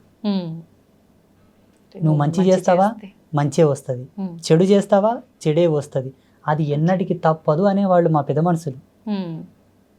వాళ్ళేం సిద్ధాంతులు కాదు, పండితులు కాదు. మళ్ళా ఇంకొక మాట అనేవాళ్ళు, ఈ జన్మ ఈ కాలం అంతా ఒక అద్దం లాంటిది నాయన, అద్దం ముందలు పోయి నువ్వు ఏ చేష్టలు చేస్తే నీకు అదే ఎట్లా రిప్లై ఇస్తుందో, ఈ ప్రకృతి కూడా అంతే, నువ్వు ఏం చేస్తావు అది రాసుకుంటుంది, అదే దొబ్బుతుంది మళ్ళీ నీ మీద అని చెప్పారు. నిజంగా చాలా బాగా చెప్పారు గురువు గారు. కానీ మీరు చెప్పినంత వింటుంటే నిజంగా ఇది వాస్తవం అనిపిస్తుంది. కానీ కొంతమంది వాళ్ళ విషయంలో ఏం జరుగుతుందంటే, వాళ్ళు ఎంత నిజాయితీగా ఉన్నా, ఎంత మంచి మార్గంలో నడిచినా కూడా ఎక్కువ ఈ ఇబ్బందులన్నీ వాళ్ళకే వస్తుంటాయి. మరి దాని గురించి ఏం చెప్తారు? వాళ్ళకి ఆ జన్మ ఏకన ముందు వాళ్ళ తల్లిదండ్రులు అంతటి పుణ్యకర్మలు ఆచరించలేకపోవచ్చు. జీవుడు తన ఈపున ఎంత పుణ్యం పెట్టుకొని సంతానాన్ని ఇస్తే పుట్టే పిల్లలు అంత గొప్పగా పుడతారు. మీకు ఒక ఎగ్జాంపుల్ చెప్తానమ్మా. ఇప్పుడు మా డ్రైవర్ వచ్చాడు, మా డ్రైవర్ వాళ్ళ తల్లిదండ్రులు ఒక గురువుతోటి బోధ తీసుకున్నారు, గురూపదేశం. వాళ్ళు గురూపదేశ సంస్కారం తీసుకున్నప్పటి నుంచి మా డ్రైవర్ వాళ్ళ నాన్న చనిపోయాడు. వాళ్ళ నాన్న చనిపోయే వరకు వాళ్ళ జీవితాలలో చూడని కష్టం లేదు, పడని బాధ లేదు. పాపం నేను లైవ్ లో చూశాను, చాలా కష్టపడ్డారు. చివరికి వాళ్ళ నాన్న చనిపోయాడు, వాడు ఒక్కడే అబ్బాయి, వాళ్ళ అమ్మ వారిద్దరే ఉంటున్నారు. ఇప్పుడు ఆ అబ్బాయి వాళ్ళ అమ్మ, ఆ అబ్బాయి నా పాదాలను ఆశ్రయించి నాతోను ఉపదేశం తీసుకున్నాడు, మంత్రోపదేశం. అమ్మవారిని ఆశ్రయించి నాతో మంత్రోపదేశం తీసుకున్నప్పటి నుంచి ఇప్పుడు ఎంత సుఖంగా ఎంత సంతోషంగా ఉన్నారో, అసలు చాలా ఆనందంగా ఉన్నారు వాళ్ళు. ఇప్పుడు ఆయనకు కొడుకో బిడ్డ పుట్టారు, ఎంత ఆరోగ్యంగా, ఎంత చురుకుగా, ఎంత అందంగా, ఎంత అభినయంగా పుట్టారో పిల్లలు. అసలు ఈ కష్టము బాధ అంటేనే తెలియనంత గొప్పగా పెరుగుతున్నారు ఇప్పుడు. అంటే వాళ్ళ తాత వాళ్ళ అవ్వ గురూపదేశం తీసుకొని గురువు చేత గోలినటువంటి పుణ్యము కొడుకుకు ఉత్తాన పదంగా సంక్రమించి ఇప్పుడు మనమంగులకు పుణ్యం ఆవహించింది. ఖచ్చితంగా మనం చేసేయి మన వస్తాయి. పిల్లలకి వాళ్ళ వస్తాయి. పిల్లలకి. దశరథ మహారాజు తన జీవిత పర్యంతం లోపల పొందిన శాపాన్ని తాను మొత్తం సంపూర్ణంగా అనుభవించకూడని దేహము చాలించిన తర్వాత ఆ శాపం యొక్క పవర్ అనేది, ఆ యొక్క మహిమ అనేది, ఆ శక్తి అనేది శ్రీరామచంద్ర ప్రభు అనుభవించాడు, లక్ష్మణస్వామి అనుభవించాడు, భరతుల వారు అనుభవించారు, శత్రుఘ్నుడు అనుభవించాడు. అవును, తప్పదు. ఇప్పుడు ఈ జన్మ వారి చేత పొందామంటే వారి యొక్క అవశేషములు కూడా మన యొక్క జీవితం వెనకాలే వస్తాయి 100%. డాక్టర్స్ కూడా అదే చెప్తారు కదమ్మా. ఇప్పుడు జీన్స్ మన యొక్క పెద్దల యొక్క వారసత్వాన్ని బట్టి కొన్ని రోగాలు వస్తుంటాయి అని చెప్తారు. రోగాలు వస్తాయంటేనేమో నమ్ముతారు, ఉసురు వస్తుంది అంటేనేమో నమ్మరు. మేము ఇట్లా పాపాలు పుణ్యాలు పెద్దల నుండి వస్తాయంటేనేమో మూఢనమ్మకం అంటారు. డాక్టర్లు ఏమో వాళ్ళు చెప్పిన రిపోర్ట్స్ని బట్టి మీ పెద్దల యొక్క వారసత్వంకి ఈ రోగం వచ్చిందంటేనేమో గుడ్డిగా నమ్మేస్తారు. అక్కడ అది అంటే సైంటిఫిక్గా అన్ని ప్రూఫ్స్ ఉంటుంటాయి కదా గురువుగారు. అది పెన్ను తీసుకొని పేపర్ మీద రాసేటటువంటి భౌతికవాదం, కంప్యూటర్లో టైప్ చేసేటటువంటి భౌతికవాదం, దానికి ఆధారమైనటువంటి కారణ సంభూతులమే మేము. ఇప్పుడు జ్ఞానం లేనిది విజ్ఞానం లేదు కదా తల్లి. అవును గురువుగారు. జ్ఞానం అంటే మనం పుట్టడం, పుట్టిన తర్వాత ఒక ప్రొడక్ట్ని ఇంకొక ప్రొడక్ట్తో కలిపి ఇంకొక ప్రొడక్ట్ తయారు చేసేది విజ్ఞానం. ఈ ప్రొడక్టే భగవంతుడు ఇచ్చాడు కదా, ఉన్నదాన్నే తారుమారు చేసి ఒకదానికి రూపకల్పన చేసావు నువ్వు. ఇంకెక్కడి నుండి తెచ్చావు? ఈ భూమిన పుట్టిన దాన్ని నువ్వు కొత్తగా తయారు చేసావు. కొత్తగా ఏమైనా తీసుకొచ్చావా? లేదు కదా. అది నీ ప్రజ్ఞాపాఠవాలు, నీ గొప్పతనం. కానీ భగవంతుడి ధిక్కరణ మంచిది కాదు. భగవంతుడి నేల నీయకుంటే ఏడ రీసెర్చ్ చేస్తుంటే మనము, ఈ గాలి నీయకుంటే ఏడ ప్రయోగాలు చేస్తుంటే. ఇప్పుడు ఇవెవరిచ్చారు, ఎవరు తయారు చేశారు అది మనం కనిపెట్టాలి కదా. ఒకవేళ ఇది న్యాచురల్ గానే తయారైంది అనుకుందాం, వేరే గ్రహాల మీద ఎందుకు లేవు మళ్ళీ వల్ల? పక్కనే మనకు సమీపంలో ఉన్న గ్రహాలలో మనుషులు లేరు, జీవం పుట్టడానికి ఆధారం లేదు, ఆనవాళ్ళు లేవు. ఇక్కడ ఎందుకు ఉండాలి? మన సనాతన ధర్మంలో భూమికి ఉన్నటువంటి విలువ, భూమి యొక్క ఆవిర్భావ దశ, భూమి మీద జీవం ఏర్పడడానికి సంపూర్ణమైన వివరణ ఉన్నది క్లియర్గా. ఇప్పుడు టెక్నాలజీకు 300 ఏళ్ళు అయింది తల్లి. లక్షల సంవత్సరాల క్రితమే పురాణ రచన జరిగింది. గురువుగారు, ఒక జీవి అంటే తల్లి గర్భంలో పడే ముందే తను చేసుకున్న ఇంతకు ముందు జన్మకు సంబంధించిన పాప పుణ్యాలు కర్మ ఫలాన్ని బట్టే ఈ జన్మలో ఎవరి కడుపున జన్మించాలి ఏంటి అనేది డిసైడ్ అవుతుంది అని కొంతమంది చెప్తుంటారు. అది నిజమే అంటారా? 100%. జీవుడు పుట్టకన్నా ముందు ఆత్మగా ఉన్నది పోయిన జన్మలో ఆయన ఉండేటటువంటిది. దేహంగా ఉండేది తండ్రి కడుపులో తను ఒక విత్తనంగా ఉండేది. తండ్రి కడుపులో ఉండే విత్తనాన్ని తల్లి గర్భమునందు ప్రవేశించిన తర్వాత 9 నెలలు తల్లి గర్భంలో ఆయన పెరుగుతూ ఉండే కోణంలో తండ్రి యొక్క శేషం పోతుంది, తల్లి యొక్క శేషం ఆవరిస్తుంది. ఈ ఇద్దరి యొక్క శేషం యొక్క ఫలితం వలనే ఆ పిండం పెద్దగై బయటికి వస్తుంది. అప్పుడు తల్లి తన గర్భమునందు శిశువుని ఒదిగింపజేసుకునేటప్పుడు చేసేటటువంటి పాపము కర్మ, మనసు చేత, చూపు చేత, చేతల చేత, నడవడిక చేత, తిండి చేత, ఏ పద్ధతిలో తను పాపం చేసుకున్నా ఆ పాపం అనేది పిండానికి ఆవరిస్తుంది, తప్పదు. అందుకే లీలావతి ప్రహ్లాదుడు గర్భంలో ఉన్నప్పుడు పుణ్యశ్రవణం చేసేది, భక్తి శ్రవణం చేసేది. నారద మహర్షుల వారి చేత పుణ్యగీతములు, పుణ్య శ్లోకములు, పుణ్య పారాయణలు చేసేదనమాట. అందుకే ప్రహ్లాదుడు భక్తి తత్పరుడై జన్మించాడు. ఇలా చాలా ఉదాహరణలు ఉన్నాయి మన ధర్మం లోపల. అదే కోవకు మనం వస్తే హిరణ్యకశ్యపుడు హిరణ్యాక్షుల యొక్క జన్మను మనం చూసుకున్నట్లయితే కశ్యప ప్రజాపతికి చాలా మహా తపశక్తి సంపన్నుడే కశ్యప ప్రజాపతి. వాళ్ళ తల్లి కూడా మంచి పూజలు పునస్కారాలు చేస్తూ ఉండేది. కానీ చిన్న మిస్టేక్ వలన, చిన్న తప్పితం వలన వాళ్ళు క్రూరులై పుట్టాల్సి వచ్చింది, లోకకంటకులై పుట్టాల్సి వచ్చింది. తండ్రి యొక్క శేషము, తల్లి యొక్క అవశేషాలు కలిపితే వచ్చేటటువంటి రూపమే ఒక జీవుడు. ఆ జీవుడు ఈ ఆత్మగా పోయిన జన్మలో ఏదైనా పాపం చేసి ఆ పాపం తీరకుండా చనిపోతే అది కూడా యాడ్ అవుతుంది, ఈ జన్మలో తల్లిదండ్రిది కూడా యాడ్ అవుతుంది. అందుకే ఎన్నాళ్ళు బ్రతికినా ధర్మంగా బతుకు, పుణ్యాత్ముడు బతుకు. ఎందుకంటే ప్రపంచం చాలా భయానకంగా ఉన్నది. నీవు ఈదొచ్చు, ఈదకపోవచ్చు, నీవు ఓర్చుకోవచ్చు, ఓర్చుకోలేకపోవచ్చు. మొదటి నుంచే మార్గం మంచిగా వేసుకో, సుగమం చేసుకో, అంతిమం వరకు సాఫీగా చేరుకోగలవని చెప్పింది మన ధర్మం. అయితే గురుగారు, కొంతమంది అంటే అతి చిన్న వయసులోనే ఏదో రకంగా అకస్మాత్తుగా చనిపోతూ ఉంటారు. అలా చనిపోవడానికి కారణం అంటే ఆరోగ్యరీత్యా బాగున్న వాళ్ళు కూడా చనిపోతుంటారు, ఆరోగ్య పరిస్థితి బాగాలేని వాళ్ళు కూడా చనిపోతుంటారు. అలా చనిపోవడానికి రీజన్ ఏంటి అని అంటే కొంతమంది ఏం చెప్తారంటే వాళ్ళ అంటే చేసుకున్న కర్మలు అంతవరకే ఉన్నాయి, అంతవరకు అవి కంప్లీట్ అయినాయి కాబట్టే ఆయన చనిపోయారు అని చెప్పి, అది నిజమే అంటారా? జనన మరణాలు రెండు కూడా కాలాతీతములమ్మ. ఈ కాలాంతర్గతంగా జరగవు. కాలానికన్నా, కాలం అనే సిస్టమ్ కన్నా చాలా పై లెవెల్ అవి. ఓకే. కాలం అనే ఈ సిస్టమ్ కన్నా చాలా ఎక్స్ట్రీమ్ లెవెల్స్ ఆఫ్ వర్క్స్ అనమాట అవి. అంటే భగవంతుడు వాటిని ఆపరేట్ చేస్తుంటాడు. ఓకే. మాలాంటి తాపసులం ఎన్ని యోగాలు చేసి ఎన్ని సాధనలు చేసినా దాని యొక్క రుచి, దాని యొక్క మర్మం చెప్పగలం కానీ ఆది చెప్పలేము. ఓకే. చెప్పొచ్చు, చెప్పిన పెద్ద విషయం ఏం కాదు కానీ చెప్పకూడదు. కనీసమైన మర్యాద. ఓకే. చూడమ్మ, ఒక బిడ్డ పుట్టి నెల పిండంగా తల్లి గర్భంలో ఉండగానే వికటించిపోవచ్చు. 5 నెలల పిండంగా ఉండగా వికటించిపోవచ్చు. పుట్టి బయట పడగానే కూడా చనిపోవచ్చు. సంవత్సరం లోపల చనిపోవచ్చు. పెరిగి పెద్దగా 20 ఏళ్ళ చచ్చిపోవచ్చు. 5 సంవత్సరాలు కూడా చచ్చిపోవచ్చు. ఈ చనిపోయే ప్రక్రియ ఏదైతే ఉన్నదో ఆయన అంతవరకు పుట్టి ఏం చేయాలో గంతే చేయవలసి ఉందని డిసైడ్ అయి ఉంటుంది. ఓకే. అంతకు మిన్న ఒక్క నిమిషం అటు కాదు ఇటు కాదు. ఇదే చూడు దేవుడు ఉన్నాడని చెప్పడానికి ప్రత్యక్ష సాక్ష్యం. ఇంతకంటే ఎక్క చెప్పడం కూడా కరెక్ట్ కాదు. ఇప్పుడు దేవుడు లేడయ్యా అంటే దీనంతా ఎవరు ఆపరేట్ చేస్తున్నారు చెప్పండి? ఒక వస్తువుని కనిపెట్టాము, దాని యొక్క జననం జరిగిందంటే ఎవరైనా దాన్ని తయారు చేసి ఉంటారు. ఎవరు తయారు చేయింది అది రాదు. ఈ సిస్టమ్ నంతా ఎవరు ఆపరేట్ చేస్తున్నారు? పోనీ న్యాచురల్గానే జరుగుతుంది అనుకుంటే మనుషులు ఇప్పుడు ప్రజెంటేషన్ ఒక 500 ఏళ్ళు బతకొచ్చు కదా. అవును. న్యాచురల్గా అయితే ఎక్కువ బతకొచ్చు కదా. లేదు, ఎవరు దీన్ని ఆపరేట్ చేయట్లేదు, ఇది సహజ సిద్ధంగా తనకు తానుగానే ఉత్పన్నమైంది అనుకుంటే వేరే విధంగా పుట్టొచ్చు కదా మనుషులు. ఒకే యాంగిల్తో ఎందుకు పుడుతున్నారు?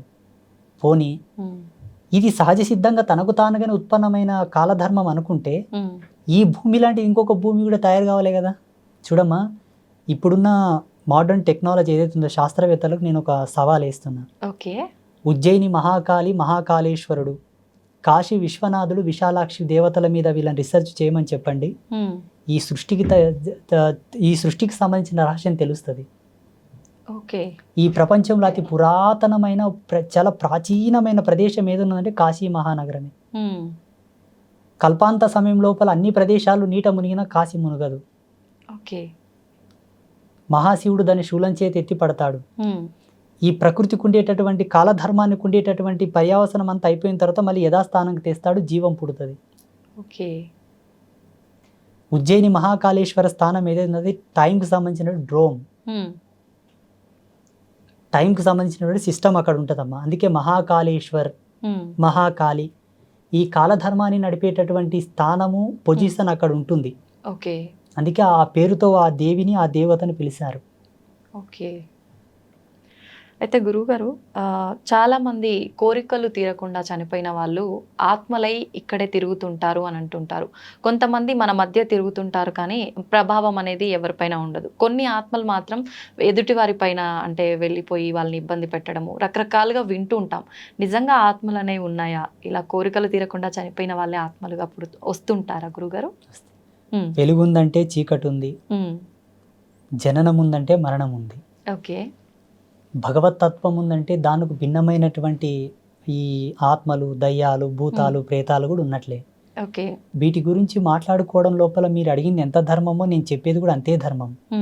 చూసేటటువంటి వీక్షకులకు, ప్రేక్షకులకు నేను ఒక విజ్ఞప్తి ఏం చేస్తున్నానంటే, పరిపూర్ణమైన అనుభవం మీకు లేకపోవడం వల్ల మీకు అర్థం కాకపోవచ్చు, దాని పట్ల మీకు అవగాహన లేకపోవడం వలన, ఇప్పుడు వాటి గురించి మీకు తెలియకపోవడం వలన మీకు అర్థం కాకపోవచ్చు. కానీ భగవంతుని చూసి భగవంతునితో కనెక్షన్ అయిన మేము ఇటు పాజిటివిటీని చూసినట్టు నెగిటివిటీని కూడా చూడాలి, తప్పదు. ఓకే. ఎన్నో ఆత్మల దర్శనం చేస్తాము, ఎన్నో భూత ప్రేతాదులతో సహవాసం చేస్తాము, ఎన్నో అదృష్ట శక్తులతో, అతీత శక్తులతో మాట్లాడతాము. నేనైతే నా ఆత్మదర్శన సాక్షిగా చెప్తున్నా, దయ్యాలు ఉన్నాయి, భూతాలు ఉన్నాయి, ప్రేతాలు ఉన్నాయి. దేని యాంగిల్ అవి పనిచేస్తాయి, దేని ధర్మాన్ని బట్టి అవి కొన్నాళ్ళు ఉంటాయి, మళ్ళీ అంతర్ధానం అయిపోతాయి. కోరికలు తీరకుండా చనిపోయిన వాళ్ళు తప్పకుండా ప్రేతంగా మారుతారు. ఓకే. 100%. ఇప్పుడు ఆత్మ పరిస్థితి ఏంటి గురువుగారు మరి? వాటి యొక్క ధర్మాన్ని అనుసరించి భగవంతుడు కొన్నాళ్ళు ఉంచుతాడు. ఆ ధర్మం తీరిన తర్వాత మళ్ళీ వేరే ఉత్తర జన్మ వాటికి ప్రసాదిస్తాడు. ఓకే. అంటే అప్పటి వరకు ఏం చేయలేమంటారా? ఇంకా వాటిని మనం యాతన అనుభవించాలి కదమ్మా, తప్పదు. ఎందుకంటే ఆ శరీరంలో జీవుడు ఉన్నంత వరకు చేయవలసిన పుణ్యములు, ధర్మములు ఏమి చేయక అకారణంగా, చూడమ్మా ఒక విషయం చెప్తాను, మళ్ళీ ఇది కంటిన్యూ చేద్దాము. ఈ ప్రపంచంలో తనకు తానుగా చనిపోయే హక్కు ఎవరికీ లేదు. అవును. ఇది సత్యం. కాలధర్మ సిద్ధాంత సాక్షిగా భగవంతుడు చెప్పిన మాట, తనకు తానుగా సూసైడ్ చేసుకోకూడదు. ఓకే. తనకు తానుగా చనిపోకూడదు అన్నది ఎంత ధర్మమో భగవంతుడే తన యొక్క ఊపిరిని తీసుకెళ్ళాలి. యాదృచ్ఛికంగా జరగాలంతే. ఇప్పుడు ఒక అబ్బాయి ఆఫీస్ నుంచి ఇంటికి వెళ్తున్నాడు తల్లి, ఆయనకు చనిపోవాలని ఉండదు, ఎవడో వచ్చి గుద్దేశాడు చనిపోయాడు. That is the God. అంతేగాని పని పట్టుకొని అప్పుల బాధ తట్టుకోక, భర్త యొక్క టార్చర్ తట్టుకోక, అత్తమామల వేధింపులు తట్టుకోక, ఏం తట్టుకోక హ్యాంగ్ వేసుకోవడం, పురుగుల మందు తాగడం, కిరాసినాయలు పోసుకోవడం, ఇవి ప్రేతాలుగా మారుతాయి. చూడు, నేను ఈ భూమికి పంపించిందే కష్టాలు అనుభవించడానికి, తప్పదు. ఒక కంపెనీలోకి నువ్వు ఉద్యోగం వెళ్తున్నావంటే పడుకుంటే నీకు ఉద్యోగ సాలరీ ఇవ్వరు. అక్కడ నీకు అప్పగించినటువంటి బాధ్యతలు నిర్వహించాలి నువ్వు. ఇక్కడ నేను పంపించింది ఈ విధమైనటువంటి ధర్మాలలో నువ్వు పాత్రత తీసుకోవాలని పంపిస్తారు. అవి కష్టాలు కానీ సుఖం కానీ. ఇవి ఎందుకు వచ్చాయి అంటే, నువ్వు ఆర్మీలో ఎందుకు జాయిన్ అయినావు, పోలీస్ డిపార్ట్మెంట్లో ఎందుకు జాయిన్ అయినావు, డాక్టర్కి ఎందుకు అయినావు, నీకు అది ఇంట్రెస్ట్ ఉండి చదివినావు కాబట్టి డాక్టర్ అయినావు. నువ్వు తప్పకుండా సర్జరీ చేయాలా, సూదులు వేయాలా, గోళీలు ఇవ్వాలా, మందులు ఇవ్వాలి. లేదు పోలీస్ అయిపోతే పోలీస్ వ్యవస్థకు సంబంధించిన విధులు నిర్వహించాలి. ఈ జన్మలో నువ్వు ఇక్కడ పుట్టి ఆ అత్తకు కోడలు అయినవు, ఈయనకు భార్య అయినవు, మీరిద్దరు కలవగా ఈ పిల్లలు పుట్టిండ్రు, ఈ పిల్లల చేత మీరు బాధపడుతున్నారంటే అదంతా ఒక సిస్టమ్. పోయిన జన్మకు సంబంధించింది, అంతకన్నా ముందు జన్మదో ఇంకేదో ఇంకేదో ఇంకేదో అనేక అనేక కారణాలు ఉండవచ్చు. దాని యొక్క అనుసంధానంగా నువ్వు కష్టపడుతున్నావే తప్పిస్తే ఓపిక కావాలి. అంతేగాని దీన్ని భరించలేక చనిపోయినావంటే ప్రేతంగా కూడా తప్పదు. ఓకే. భగవంతుడు తీసుకెళ్లిన వాళ్ళు ఎవరు కూడా ప్రేతాలుగా మారరు. సెల్ఫ్గా చనిపోయిన వాళ్ళే ప్రేతంగా మారుతారు. ఓకే. అందుకే ఏ జీవరాశి కూడా చాగానికి ఇష్టపడదు. మనం దేనన్నా కొట్టనికో ఉరుకుతాయి చూడమ్మా, కుక్కలు కానీ ఏవే కానీ, వాటికి తెలుసు ఏదే కానీ చనిపోవాలని ఎందుకు ఇష్టపడదంటే ఆత్మ చనిపోనివ్వకుండా జాగ్రత్త పడుతుంటది, ప్రేరేపిస్తుంటది. దాంట్లోకి ఏం తెలుసు తల్లి, ఇప్పుడు వీళ్ళు నన్ను కొడితే చచ్చిపోతాను దానికి తెలుసా? మీరు చెప్పండి, తెలుసు. వాటికి తెలుసు నన్ను కొడతారేమో, నేను చనిపోతానేమో అనే భయంతో అవి పరిగెడతాయి. ఇప్పుడు పశువులకు ఉండే జ్ఞానం కూడా మనకు లేకపోతే ఎట్లా? ఒక ఎద్దు మీద మెడ మీద కాడి పెట్టి వ్యవసాయం చేస్తారు తల్లి రైతులు. ఎంత బాధ తెలుసా? ఎండలో కింద దున్ని బలవంతంగా పెద్ద పెద్ద బరువులు వేసి వాటిని కొడుతుంటారు. అది భరిస్తుంది. కానీ నేను చచ్చిపోతారా ఎడను బాయిలో దుంకని సావదు పాపం. మానవుడే ఇదంతా చేసేది. అందుకే ప్రేతాలుగా మారుతారు. ఎందుకు నువ్వు చనిపోయావు, ఇంకా ఇన్నాళ్ళు బ్రతికేది ఉండే, కానీ నువ్వు అనవసరంగా సూసైడ్ చేసుకొని చనిపోయినావు. అది కూడా ఒక డిక్లరేషనే. భగవంతుడు డిక్లేర్ చేసి ఉంటాడు, మనకు కొన్ని గండాలు ఉంటాయి తల్లి, ఈ గండంలో ఈ ధర్మంతో చనిపోవాలా, ఇలా చనిపోవాలని. దీన్ని తప్పించుకునే మార్గం కూడా ఉంటుంది. ఆ సెకండ్ వరకు నువ్వు మనసు నిర్భయం చేసుకొని దృఢంగా ఉండి భగవంతుని ధ్యానం చేసుకుని ఉంటే తప్పుతుంది. తప్పకపోయి దాంట్లోనే చనిపోయావు అనుకో, ఇంకా ఇన్నాళ్ళ లైఫ్ సర్వైవ్ అయ్యేది ఉండే కదా, ఆ టైం మొత్తం కంప్లీట్ అయ్యే వరకు నువ్వు ప్రేతంగా తిరగాని తిప్పుతాడు మొత్తం. కానీ ఆ యాతన చాలా ఘోరం. చనిపోకూడదు, శరీరంతోనే కష్టపడాలి. ఎందుకంటే మాతోనికి కొన్ని ఆత్మలు వచ్చి సంభాషిస్తూ ఉంటాయి. స్వామి, మీ తపశక్తితో మాకు విమోచనం ఇవ్వండి. ఫలానా ప్రదేశం లోపల 300 సంవత్సరాలు బ్రతికిన ఒక మర్రి చెట్టు ఉంది, ఆ చెట్టు దగ్గర ఉన్న ఒక దివ్య శక్తిని నాకు అనుసంధానం చేసి నాకు విమోచనం ఇయ్యి. ఒక చేత ఒక గోశాలలో 5 పొదుగులున్న గోవు ఉంది, ఆ గోవు యొక్క తోక దగ్గరికి నన్ను పంపించి దాని తోకను విదిలింపజేసిన ఆత్మని స్వర్గానికి పంపించని నాతో చాలా మంది మాట్లాడారు. అంటే అలా ఏ రకంగా విముక్తి పొందాలో కూడా ఆత్మకి తెలిసిపోతుందా గురువుగారు? దేహాన్ని ఆత్మ వీడిన తర్వాత అతీతమైన శక్తులు ఆవరిస్తాయి. మీరు అలా విముక్తి కలిగించిన ఆత్మలు ఏమైనా ఉన్నాయా గురువు? కలిగించాం కొంతమందికి. ఇప్పుడు మన పీఠంలో గోపూజలు చేయిస్తుంటానమ్మా చాలా మందికి. కష్టాలు వచ్చాయి, ఇబ్బందులు వచ్చాయి, వ్యాపారంలో కలిసి రావట్లేదు, అప్పులు ఎక్కువైనాయి అంటే పీఠానికి వచ్చి గోపూజ చేయండి, గోదానం చేయండి, గోవుని దత్తత తీసుకోండి అని చెప్తుంటాను. ఆ గోవుకు చేసేటటువంటి ఉత్తర క్రియల్లో ఉండేటటువంటి మార్మికతని ఇది. వాళ్ళ పితృదేవతలు ఘోషిస్తూ ఉంటారు, మాకు కనిపిస్తావన్నీ. నేను చెప్తుంటాను, ఇలా చేయండి నాయన అని. ఆ గోవు యొక్క తోకకు వాళ్ళ పేర్లు గోత్రనామాలు రాసి కట్టిస్తాను. గోవు తోక విదిలించేసరికి వాడు సరాసరి వెళ్ళిపోతారు. చాలా మందికి చేశాను నేను, లెక్కనే లేదు అసలు. మా యూట్యూబ్లో చాలా మంది వీడియోస్ అవే ఉంటాయి గోపూజ చేసేవి. ఓకే. కొందరు గంగా నది దగ్గరికి వెళ్ళి అక్కడ కొన్ని పూజలు చేసి పంపించాను. హ్మ్. కొందరిని మానస సరోవరంకి పంపించాను. కొందరిని రామేశ్వరంకి పంపించాను. ఓకే. కొందరిని హంసల దీవికి పంపించాను. హ్మ్. ఎవరి పాపకర్మను బట్టి ఎవరి ధర్మాన్ని బట్టి వాళ్ళకి ఆ ప్లేస్ ఓకే. నిర్ణయించబడుతుంది. నిర్ణయించి. ఓకే. అంటే అది మీకు అంటే భగవంతుడు ఏమైనా ఆజ్ఞిస్తాడా గురువుగారు? ఎవరెవరి కర్మలని బట్టి ఏ ప్లేస్‌కి పంపించాలి, ఏంటి, ఏ రకంగా చేయాలి అని? అనుభవస్తుడైన వైద్యుడు మనిషిని చూడగానే రోగం యొక్క సిమ్టమ్స్ చెప్తాడు. అవును. కండ్ల కింద బ్లాక్ డార్క్ సర్కిల్స్ వస్తే, హ్మ్. ముఖంలో ఫేస్ రీడింగ్ అంతా చేంజ్ ఉంటే హ్మ్. నాడి పట్టుకొని చెప్తాడు. లేదు స్టెథోస్కోప్ పెట్టి పల్స్ రేట్ని కానీ హార్ట్ బీట్ని బట్టి చెప్తారు. ఆ! ఇంకా కొంత తెలుసుకోవాలి, అంతకు అర్థం కాలేదంటే టెస్టులు చేస్తారు. అవును. బ్లడ్ శాంపిల్, యూరిన్ శాంపిల్ తీసుకొని. హ్మ్. మేము కొన్ని ప్రక్రియల ద్వారా చూస్తాం. ఓకే. కొందరిని చూడగానే తెలిసిపోతుంది. హ్మ్. కొందరిని రేఖాగణితం చూసి చెప్తాము. ఓకే. కొందరి జాతక విశ్లేషణ చేసి చెప్తాము. ఇవేవి కాలేదంటే అమ్మవారి చెంతన ధ్యానంలో కూర్చొని పలానా వ్యక్తి పలానా గోత్రజుడు అంటే మొత్తం దర్శనం వస్తుంది. హ్మ్. అప్పుడు చెప్తాం, ఈ వారం వచ్చావు ఈ వారం వచ్చాం, వచ్చే వారం నాన్న రా నాయన నీకు అంతా చెప్తానంటాను. హ్మ్. ఆయన గోత్రనామాలు తీసుకొని వచ్చే వారం ఆయనకు మొత్తం చెప్తాను, నేను ఇట్లుంది ఇలా చేసుకోపో అని చెప్తాను. ఓకే. మా పీఠంలో ఎవరి కానీ మేము డేట్ ఆఫ్ బర్త్ కానీ హ్మ్. రాశి కానీ నక్షత్రం కానీ అడగం. ఆ! ఓన్లీ గోత్రం పేరు. ఓకే. మీరు ఎవరినైనా కనుక్కోండి. హ్మ్. శ్రీపీఠానికి అంబాత్రయ క్షేత్రానికి ఎవరు వచ్చినా నీ పేరేంటి, హ్మ్.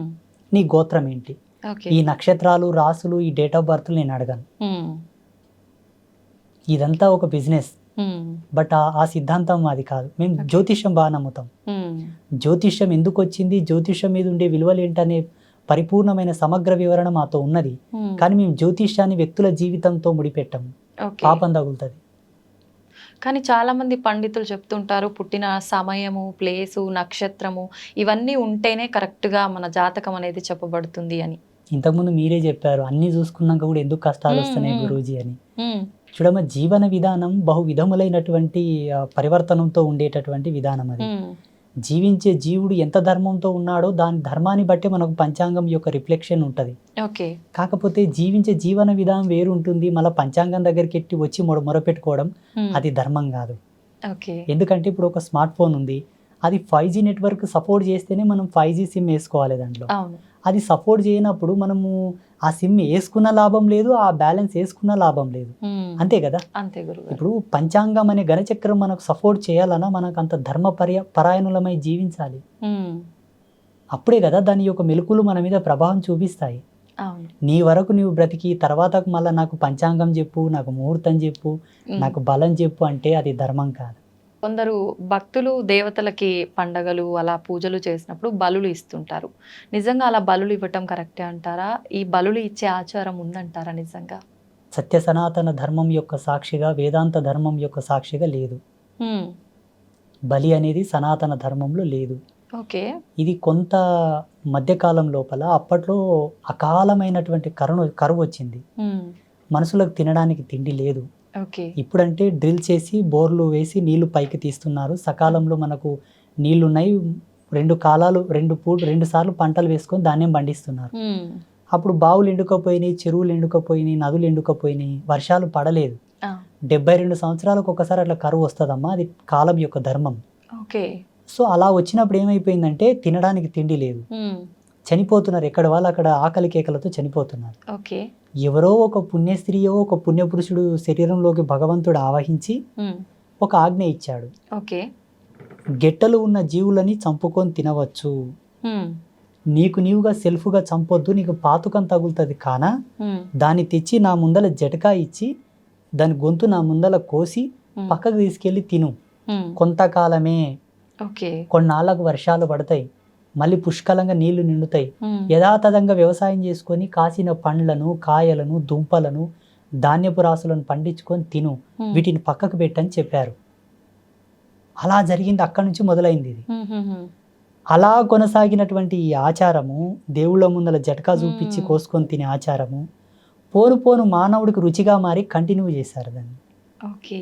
ఒక 3 జనరేషన్స్ వెళ్ళిన తర్వాత ఏం మొదలు పెట్టారంటే, హ్మ్. మా తాతలు ఇలాగే చేశారండి, హ్మ్. మా తాతలు ఇట్లే కోసుకొని తిన్నారు, అమ్మవారికి ఇట్లే కోయమన్నారు, ఇంకోస్తున్నారు. ఇది మా వంశపారంపర్యంగా వస్తున్న ఆచారం. ఇలా. ఇప్పుడు బంద్ చేయండి నాయన, వద్దు అది తప్పన్నా, హ్మ్. అయ్యో వీటిని మేము అమ్మవారికి బలి ఇవ్వకపోతే మళ్ళీ ఏమైనా అవుతుందేమో. అవునవును. మాకేమైనా కీడు జరుగుతుందో అదొక అపోహ. వాస్తవం చెప్పాలంటే ఈ భూప్రపంచంలో రెండు ధర్మాలు ఉన్నాయి తల్లి. ఒకటి సాధు జన్మ, ఒకటి క్రూర జన్మ. ఓకే, మనిషి క్రూర జన్మనా సాధు జన్మనా? క్రూరనే గురువుగారు. మనిషి క్రూరుడేనా? అయితే తినవచ్చు. అంటే మాంసాహారం జంతువుల్ని బలిచ్చి తీసుకొని తింటున్నారంటే క్రూరులు అన్నట్టే కదా గురు. ఇప్పుడు జంతువులు ఇప్పుడు ఇంకొక జంతువుని తింటుంటాయి. ప్రతి మానవుడు నేను క్రూరుణ్ణి అని ఒప్పుకుంటే మాంసం తినొచ్చు తల్లి.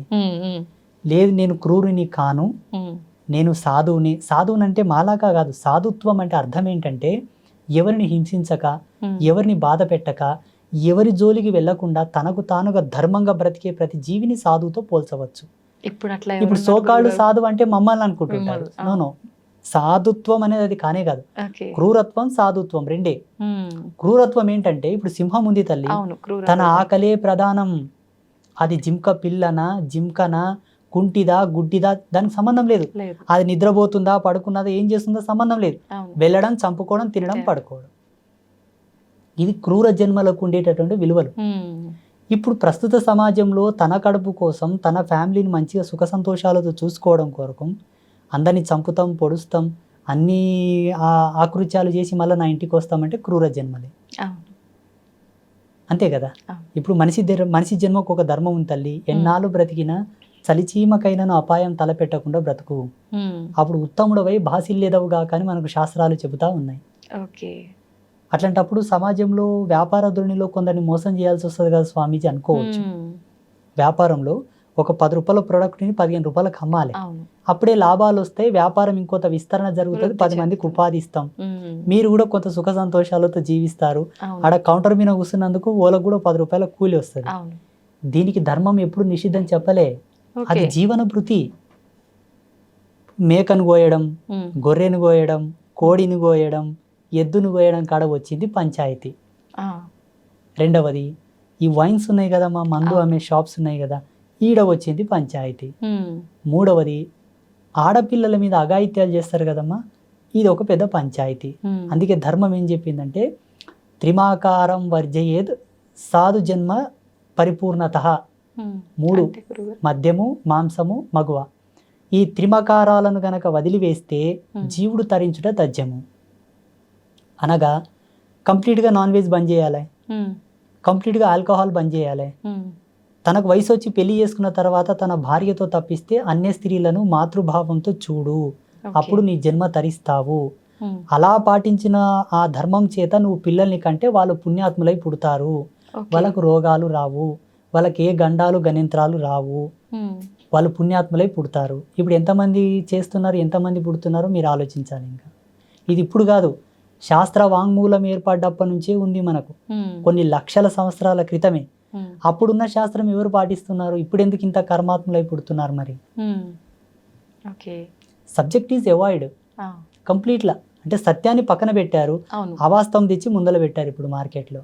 సోకాళ్ళు సిద్ధాంతులు కూడా ఇప్పుడు మేము పంచమాకారాలు చేస్తాం అమ్మవారికి, పంచమకారాలతోనే మేము పూజ చేస్తామని ఈ మధ్యలో చాలా వీడియోస్ వచ్చినాయి మనకు. సిద్ధాంతులే, బ్రాహ్మిన్సే చాలా మంది. కానీ ఈ వాస్తవంగా ఋషి వాటి పంచమకారాలను ఎందుకోసం తీశాడన్న జ్ఞానం వాళ్ళకి ఇంకా తెలియదు. మైథున క్రియ, మాంసము, మద్యము, ముద్ర, ఈ పంచమకారాలతోనే మేము సాధన చేస్తామని చెప్తున్నారు ఈ మధ్యలో వీడియోలో. వాటి యొక్క ప్రతిపాదన ఎందుకు చేశాడు ఋషి అనే జ్ఞానం వాళ్ళకి కనీసం కూడా లేదు ఇప్పుడు. ఇలా ఉంది ఇప్పుడు. సిద్ధాంతులు కెమెరాల ముందు చెప్పిన తర్వాత సామాన్యుల పరిస్థితి ఏంటి? భగవద్గీతలో కృష్ణ పరమాత్మ చెప్పాడు, ఉత్తముడు దేనిని ఆచరిస్తాడో ఇతరులు కూడా దాన్ని ఆచరిస్తారని. ఇక్కడ జనాలది ఏం తప్పు లేదు తల్లి, పెద్దలది తప్పు అంతా. నాలాంటి స్వామీజీలది, పండితులది. అంటే వాళ్ళు కూడా చెప్తుంటారు కదా గురువుగారు, మేము ఎంచుకున్న మార్గంలో మాకు నేర్పిన గురువులు ఈ ప్రకారంగానే నేర్పారు అని కొంతమంది చెప్తూ ఉన్నారు కదా. అలా నిజంగా ఏ శాస్త్రంలో అయినా ఉంటుందా అలాంటి విద్య? లేదు. నేను ఒక ఎగ్జాంపుల్ చెప్తానమ్మా. పంచమాకారాలో ఒకటి ఏంటంటే మైథున క్రియ.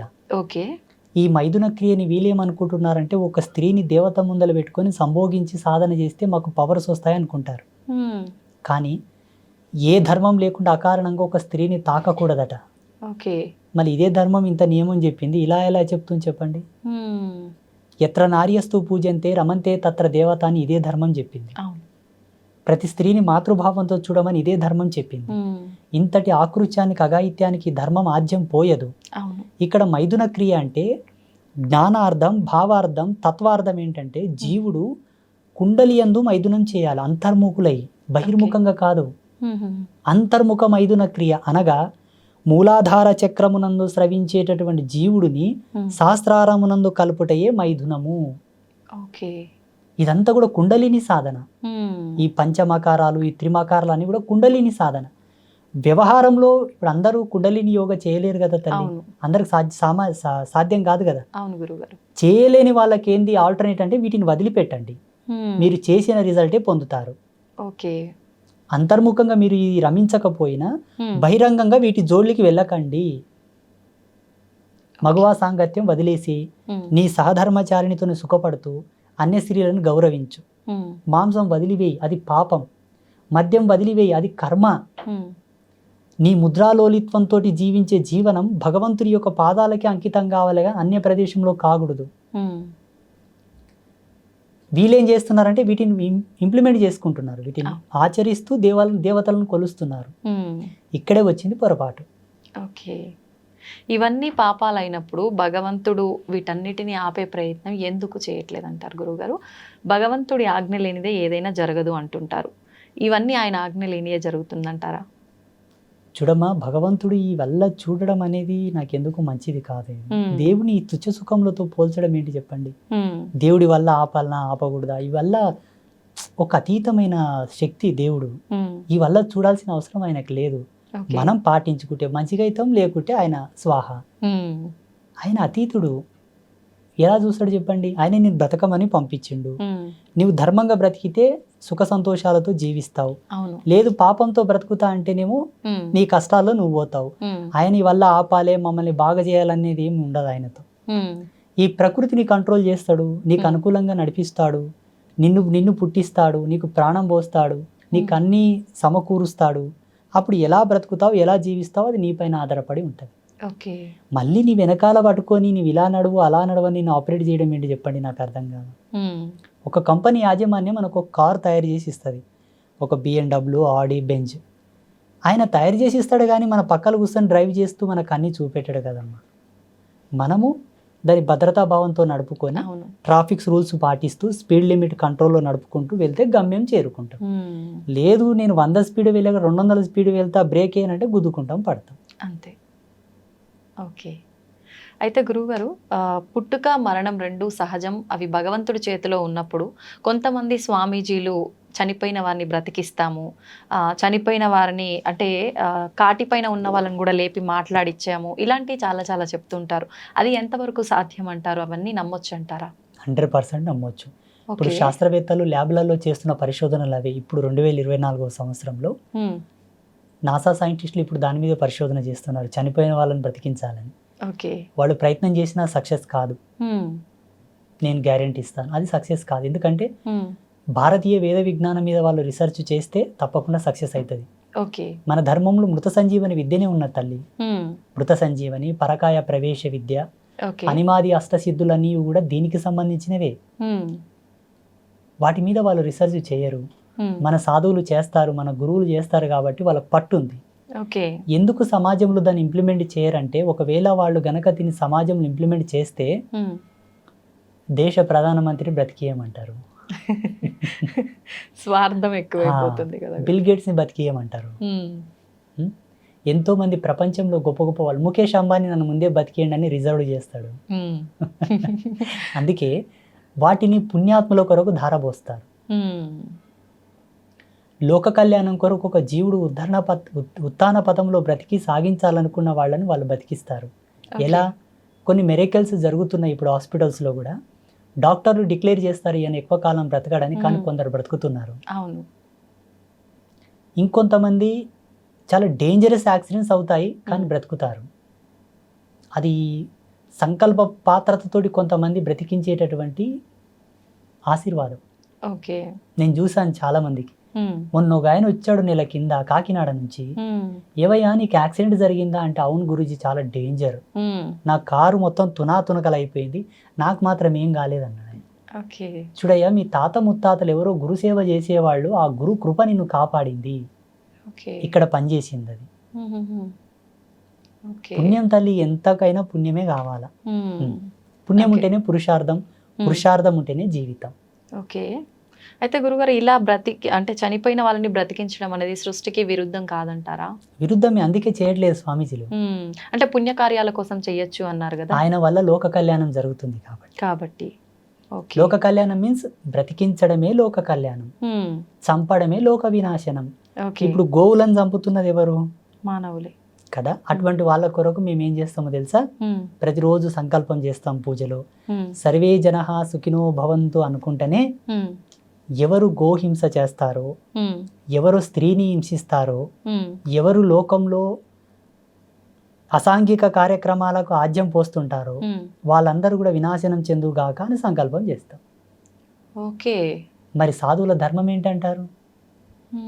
అలాంటి సాధువులు బాబాలు నిజంగా లోక కళ్యాణం కోసం ఈ రకంగా చేసేవాళ్ళు ఉన్నారా గురువుగారు? సన్యాసి తలుసుకుంటే ఈ ప్రపంచంలో సాధ్యం కానిదంటూ ఏదీ లేదు, ప్రపంచాలే మారిపోతాయి. ఈ భారతదేశం ఇంతమంది దాడి చేయంగా కూడా ఇంతగా నిలబడిందంటే సాధువుల యొక్క సంకల్ప శక్తి మాత్రమే. మరి అంత సంకల్ప శక్తి ఉన్నప్పుడు, ఇంతకు ముందు మనం చూసుకున్నాం కరోనా లాంటి మహమ్మారి వల్ల చాలా మంది ప్రాణాలు కోల్పోయారు. ఇలాంటివి రాకుండా ఎందుకు పోతున్నారంటారు గురుగారు? ప్రపంచం గురించి నాకు సంబంధం లేదు. ఇక్కడ మనం కూర్చున్నామంటే ఇదే మన ప్రపంచం. ఓకే. కెమెరామ్యాన్స్ ఇద్దరు, మీరు, నేను. ఇది ప్రపంచం, వర్తమాన ప్రపంచం. బయటికి వెళ్తే భవిష్యత్ ప్రపంచం అవుతుంది. గడిచిపోయింది భూత ప్రపంచం. నేను ఇప్పుడు ఎవరెవరిని కలిసి వచ్చాను, ఎవరెవరితో మాట్లాడాను. అవును. ఇప్పుడు ఇక్కడ ఉన్నాం కాబట్టి భగవత్ సాక్షిగా నేను కొలిసి అమ్మ సాక్షిగా ఒక మాట చెప్తాను. 2020లో కరోనా వచ్చినప్పుడు నేను అమ్మవారితో 7 రోజులు అనుష్ఠానంలో కూర్చున్నాను. అమ్మా, నేను ఒక సన్యాసిగా, ఆ జన్మాంత బ్రహ్మచారిగా, ఈ జన్మను నాకు తల్లిదండ్రులు ఇచ్చి నీ పాదాలకు అంకితం చేశారు. నేను ఏం చేయగలను ఈ ప్రపంచం కొరకు, ఈ సమాజం కొరకు అని 7 రోజులు అనుష్ఠానంలో కూర్చుంటే అమ్మవారు ఒక దర్శనం ఇచ్చింది, ఒక మెసేజ్. ఓకే. మాకు ఆ ఇమేజెస్ వస్తుంటాయి, ఆ దర్శనాలు. వేపాకు చలువతో 7 రోజులు నాకు చలువ పెడితే నీకు ఒక ఆజ్ఞ ఇస్తాను అమ్మవారు చెప్పింది. వేప చెట్టులో 2 రకాలు ఉంటాయి తల్లి, ఆడవేప ఉంటుంది, మగవేప ఉంటుంది. మీకు తెలుసా? లేదు గురువు. వేప చెట్టు తెలుసు, ఆడవేప మగవేప 2 ఉంటాయి. ఓకే. నేను స్త్రీ దేవతను కానా, వేపాకు తీసుకొచ్చి నాకు వేపాకు చలవబెట్టు. అది కూడా పెళ్లిగాని అబ్బాయి, బ్రహ్మచారిగా ఉండే ఒక అబ్బాయి చేత వేపాకు తెచ్చి నాకు చలవబెట్టించు, చలిమిడి నైవేద్యం పెట్టించు. 7 రోజుల తర్వాత నీకు ఆజ్ఞ ఇస్తా అన్నది అమ్మ. 7 రోజులు చేశాము. 8వ రోజు అమ్మవారు ఏం చెప్పిందో తెలుసా నా ధ్యానంలో? ఇది బ్రహ్మ రహస్యం, మీకు చెప్తున్నాను, అడిగారు కాబట్టి. స్వామీజీ ఏదైనా చేయొచ్చు కదా లోక కళ్యాణం కొరకు అని మీరు అడిగారు కదా, నేను చెప్తున్నాను. జ్ఞానం ఇలాగే ఉంటుంది, బాగా గుర్తుంచుకోండి. వ్యక్తిగత సుఖాలకు మా తపస్సులు వాడం, ఒకరి కోసం మా తపస్సును దుర్వినియోగపరచుకోము. ప్రపంచానికి పనికొచ్చేది ఉంటే, కరువు కాటకాలు వచ్చిన ఉంటే చూపిస్తాం. అమ్మ ఏం చెప్పిందంటే, విశ్వమాత కళ్యాణము గావించు, విశ్వ కళ్యాణం ఏర్పడుతుంది. విశ్వమాత ఎవరు? నువ్వే కదా తల్లి, జగదంబవు, నువ్వే విశ్వమాతవు, నువ్వే సర్వశక్తివి కదా. నీ పెళ్ళే కదా మేము చేసాం మొన్న నన్ను అన్నాను. చూడు నాన్న, ఎంత నా కళ్యాణం చేసినా అంతర్ముఖంతో సూక్ష్మ దృష్టితో చేశావు. ఒక విగ్రహానికి నేను సూక్ష్మంలో ఉంటాను, శరీరంతో కదిలే దేవతనైతే కాను కదా. అవును. శరీరంతో కదిలే ధర్మం, నడిచే దైవం, మాంసనేత్రంలో ముద్దతో ఉండేటటువంటి విశ్వమాత ఉన్నది. ఆ విశ్వమాతకు నువ్వు కళ్యాణం చేయి. నీలాక కదులుతుంటది, చూస్తుంటది, వింటుంటది, మాట్లాడుతుంటది. అంటే పలుకుతుంటది, మాట్లాడదు, పలుకుతుంటది. ఆ విశ్వమాతకు కళ్యాణం చేయి, విశ్వ కళ్యాణం ఏర్పడుతుంది. ఇవన్నీ ఉంటే అప్పుడు మానవులు అవుతారు కానీ దేవతలు ఎలా అవుతారు గురువు? అదే ఎవరు విశ్వమాత అని ఒకసారి బాగా తర్కం చేసుకుంటే 1.5 గంట వరకు అందలేదు. 1.5 గంట తర్వాత మళ్ళీ ఒక దర్శనం ఏమొచ్చిందంటే గోవు. విశ్వమాత అంటే గోవు. గోవుకు కళ్యాణం చేస్తే ఆ కళ్యాణం గడిచిన ఉత్తర క్షణమే అంతా ఆంక్షలు పోతాయి, అందరూ కలిసిమెలిసి తిరుగుతారు, కోవిడ్ అనేది వెళ్ళిపోతుందని ఒక దర్శనం వచ్చింది. నా తపస్సు, నా అనుష్ఠాన సత్యం చెప్తున్నాను చూడండి. మీరు అడిగారు కాబట్టి ఇంతవరకు ఎక్కడ రివీల్ చేయలే, ఫస్ట్ టైం మీ మీడియాలో చెప్తున్నాను నేను. 2021 సంవత్సరంలో ఆచార్యుల దగ్గరికి వెళ్ళాను. అయ్యా, నాకు ఒక దర్శనం వచ్చింది, ఉడతా భక్తి. నేనేం పెద్ద ఉద్ధరణ చేసేవాడిని కాను, ఈ కోవిడ్ ఆంక్షలు పోయి అందరూ సుఖ సంతోషాలతో ఉండాలని నాకు ఒక దర్శనం వచ్చింది నా తపస్సులో. గోవుకు కళ్యాణం చేసి ఆ పుణ్యశక్తిని లోక కళ్యాణానికి ధారబోయాలనుకుంటున్నాను. నేనే కర్తను. నా గోశాలలో ఉండే గోవును ఒక కోడెను రెడీ చేశాను. వాళ్ళ పేర్లు ఇవి: గణేషు, నందిని. వీళ్ళ పేరు మీద లగ్న ముహూర్తం పెట్టానని ముహూర్తం తీసుకొని పత్రికలు కొట్టించి పెద్ద పెద్ద వాళ్ళకందరూ పత్రికలు వించి ఎంతో మంది పీఠాధిపతులను పిలిపించి 7 అంతరాల పందిరి వేసి కన్యగా ఉన్న గోమాత, మళ్ళా కోడెలు వారిన తర్వాత గోవు కళ్యాణానికి పనికిరాదు. కన్యగా ఉన్న గోమాత సంవత్సరం దాటిన గోమాత, సమకాలికమైన కోడే. వాటికి మన సనాతన ధర్మంలో చెప్పిన పద్ధతి ప్రకారంగానే కళ్యాణ తంతు చేయించి ఆ పందిరిలోనే సంకల్పం చేశాం పాలభాసలు ఆచార్యుల ముందల్ని. 2021 సంవత్సరంలో నేను ఒక సన్యాస ధర్మంలో ఉండి అంబాత్రయ క్షేత్రములు వేసిన ముగ్గురమ్మల సాక్షిగా నేను ఈ గో కళ్యాణం చేయుచున్నాను. వచ్చే సంవత్సరం వరకు కోవిడ్ ఆంక్షలు పోయి అంతా సస్యశ్యామలంగా జరగాలని సంకల్పం చేస్తే 2022 సంవత్సరం వరకు అన్నీ పోయాయి. 22లో చేశాము, 23లో చేశాము. ఈ 24వ సంవత్సరంలో రేపు వచ్చే 21వ తారీఖు రోజు కూడా మన పీఠంలో గో కళ్యాణం ఉంటుంది. ఓకే, అంటే అలా ప్రతి సంవత్సరం చేయాలా గురుగారు? అమ్మ ఆజ్ఞ. మీరు అడిగారు కదా లోక కళ్యాణం కొరకు ఏదన్నా చేయాలని, అది ఏ గో కళ్యాణం. ఓకే, విశ్వమాత కళ్యాణము విశ్వ కళ్యాణ నాంది. 33 కోట్ల దేవతలు గోవులో వసించి ఉంటారు తల్లి. ఒకే కాలంలో ఒకే ముహూర్తంలో ఒకే పందిరి కింద 33 కోట్ల దేవతలకు పెళ్లి చేసినట్టు లెక్క. ఓకే, హిందూయిజంలో ఉండే ఆల్ గాడ్స్ యొక్క పెళ్లి ఒకే తను చూడాలనుకుంటే గో కళ్యాణం చూడాలి. అది కూడా వైదిక ధర్మం పద్ధతిగా. కొన్ని దేవాలయాల్లో గో కళ్యాణం చేశారు, ముసలి ఆవులకు పెళ్లి చేసిండ్రు తల్లి. గో ఒక్కసారి సూడిద తప్పి ప్రసవించిందంటే పెళ్లి చేయరాదు, పాపం తగులుతుంది. ఓకే, అది ధర్మం కాదది. అప్పుడు వశిష్ఠుడు చేశాడు, గౌతముడు చేశాడు, జమదగ్ని ఋషి చేశారు అప్పట్లో ఋషుల కాలంలో. ఈ కాలంలో అంబాత్రయ క్షేత్రంలో నాచి ఆ జగదంబ చేయించింది, నా అదృష్టం. ఓకే, అయితే గురువుగారు కొన్ని కోట్ల దేవతలు కొలువై ఉన్న ఆ గోమాతకి ఇంత ప్రాధాన్యత ఉంది. నిజంగా ఆ ప్రాధాన్యత ఇప్పుడు ప్రస్తుత రోజుల్లో గోవుకి దక్కాల్సిన ప్రాధాన్యత దక్కుతుందంటారా? దక్కట్లేదు. నేను అదే చెప్పాను. అమ్మను హింసించిన, గోవుని హింసించిన, నేలని కలుషితం చేసిన, గాలిని కలుషితం చేసిన, గంగా నదిని కలుషితం చేసిన, గురువులని అవహేళన చేసిన ఈ జన్మలో ప్రాయశ్చిత్తం లేని పాపాలు తగులుతాయి. ఓకే, ఇప్పుడు గోవులను చంపుకొని తినేవాళ్ళు, గోవులను హింసించే వాళ్ళందరూ కూడా ఇప్పుడు మనకు రోడ్ల మీద అంగవైకల్యంతో కనిపిస్తారు కదమ్మా, మెంటల్ హాస్పిటల్లో కొన్ని ప్రదేశాల్లో ఉంటారు కదా. ఏ జన్మలో అటువంటి పాపాలు చేశారు, ఈ జన్మలో అలా పుడుతున్నారు. భగవంతుడు మన ముందల్ని ఉదాహరణలు చూపిస్తున్నా మనము జాగ్రత్త పడతలేము. ఈ జన్మలో వాళ్ళు అలా పుట్టారంటే బలమైన కారణం ఉంటుంది తల్లి. అకారణంగా ఈ జగతి లోపల ఆకు కూడా రాలదు. అటువంటిది ఈ శరీరం ఎక్కడ, మనం పుట్టడం ఏమిటి, అలా పుట్టడం ఏమిటి. మీరు ఇంత చక్కగా ఇంత మంచిగా ఉన్నారంటే ఏ జన్మలో పుణ్యం చేసుకున్నారు? మీ పెద్దలు చేసిన పుణ్యమో మీ పుణ్యమో. ఓకే, అయితే గురువుగారు పెద్దవాళ్ళు అనేసరికి నాకు ఒకటి గుర్తొచ్చింది. పెద్దవాళ్ళు చెప్తుంటారు, ఎన్ని పాపాలు చేసినా సరే ఏదో ఒక పుణ్యం కనుక మనం గట్టిగా చేసుకుంటే కనుక అన్నీ తొలగిపోతాయని. నిజమే అంటారా? 100%. ఆ పుణ్యం ఏంటో చెప్తాను. జన్మనిచ్చిన తల్లిదండ్రులను చేసుకున్న పుణ్యం 3 తరాల వరకు వస్తుంది, 3 generations వరకు వస్తుంది. చాలా పవర్ఫుల్. తల్లికి తండ్రికి ఇద్దరికి సేవ చేసి వాళ్ళు ఉన్ననాళ్ళు వాళ్ళు చనిపోయే వరకు నీ కడుపులో పుట్టిన పిల్లలు నువ్వు ఎంత ప్రేమగా చూస్తావో, నీకు జన్మనిచ్చిన వాళ్ళు కాబట్టి వాళ్ళని అంతే ప్రేమతో చూడగలిగి వాళ్ళకి ఏ కష్టం రాకుండా ఏ ఇబ్బంది రాకుండా వాళ్ళని చూసుకుంటే ఆ పుణ్యం ఎంత గండంలోనే నిన్ను కాపాడుతుంది. ఓకే, రణంలో పోయినా నీ అరికాలకు ముళ్ళు నాటనట్లా బయటకు వస్తావు. మా పెద్ద మనుషులు అంటారు మోటుగా వల్ల. మీకు ఇలాగే చెప్పాలి అంటే ప్రేక్షకులకు ఇలా చెప్పాలి కాబట్టి. గోవుని పూజించినా, గోవుని పోషించినా, గోవుకు భోజనం పెట్టినా సేమ్ పుణ్యం వస్తుంది. గురువులను సేవించుకున్నా, గురువులను గౌరవించినా, గురువులను ఆదరించినా అదే పుణ్యం వస్తుంది. గురువులు అంటే అందరు గురువులు గారమ్మా. కర్మరహితుడు, సంసార రహితుడు, సంసార త్యాగం చేసిన వాడు, సంకల్ప త్యాగం అనర్చిన వాడు శ్రేష్టమైన గురువు.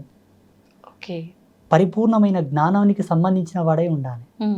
విశ్లేషణాత్మకంగా జీవితం ఉండాలి. సర్వధర్మముల యందు అనురక్తి కలిగి ఉండాలి. ఆయన శ్రేష్టమైన గురువు.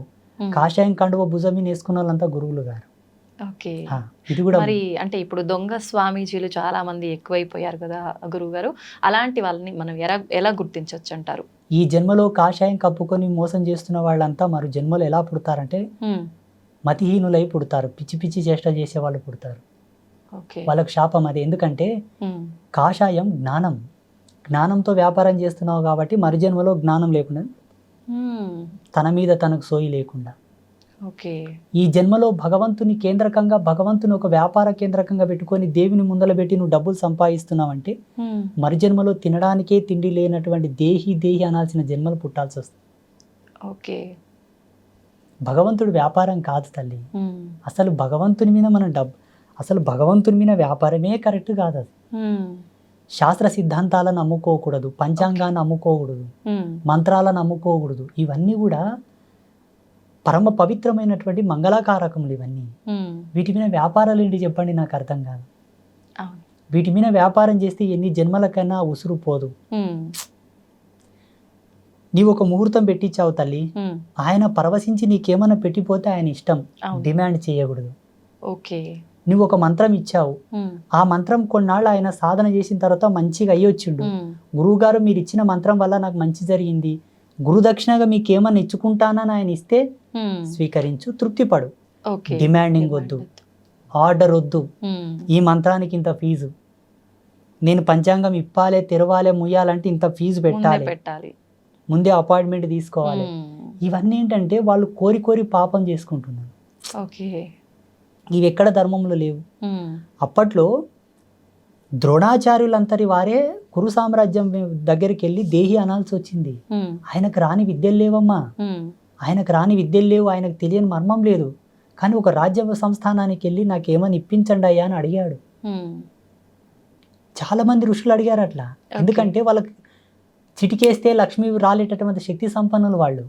కానీ విద్యల చేత లక్ష్మిని అనుగ్రహింపమని కోరలే, మంత్రాలను వాడలే, విద్యను వాడలే, తపస్సును వాడలే, యాచించుకొని బ్రతికారు తప్పిస్తే మంత్రతంత్రాలతో వాళ్ళు వృత్తి సాగించలేదు.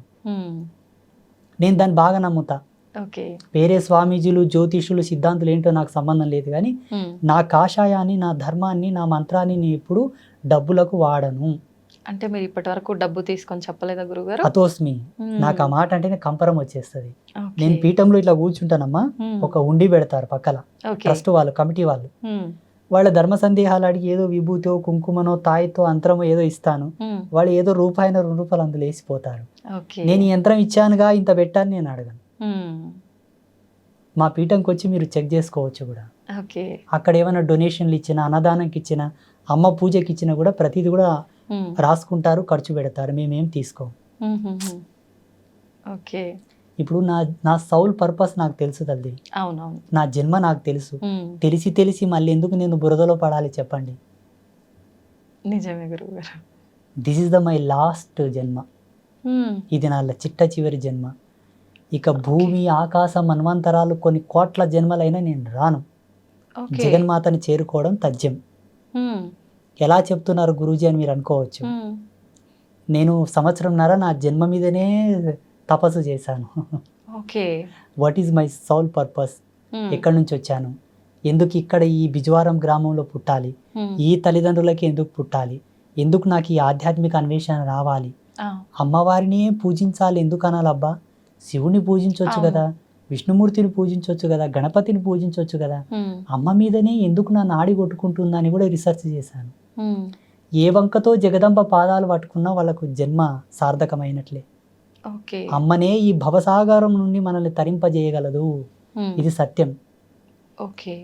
అమ్మని పట్టుకున్నాను, ఈ జన్మకు ముక్తి వచ్చినట్లనే. ఇంకోటి ఏంటంటే భవబంధ విమోచనము అని మన ధర్మంలో చెప్పబడి ఉన్నది. భవ విమోచనం అంటే సమాజం నుంచి మనకు రిజర్వేషన్, అంటే ఈ సమాజం నుంచి విముక్తి. సమాజంలో కొన్ని 100 మంది మెచ్చగలిగే పని చేస్తే ఆయన విముక్తి పొందినట్లే. సమాజంలో 100 మందికి అన్నం పెడుతున్నావు తల్లి, 100 మందికి ఉపాధి ఇచ్చావు, ఒక 100 మంది నీ గురించి తాపత్రయపడుతున్నాడు, ఇతని చల్లగా ఉంటే మా కడుపులు చల్లగా ఉంటాయని తాపత్రయపడతారు చూసారా, వాళ్ళు ముక్తిని పొందినట్టు లెక్క. బంధ విమోచనం అనగానే ఏమిటంటే, ఇప్పుడు నాకు అక్క ఉంది, చెల్లెలు ఉంది, అన్న ఉన్నాడు, తమ్ముడు ఉన్నాడు, నాకు అన్ని బంధాలు ఉన్నాయి, ఇక నాకు వేరే జన్మ లేదు.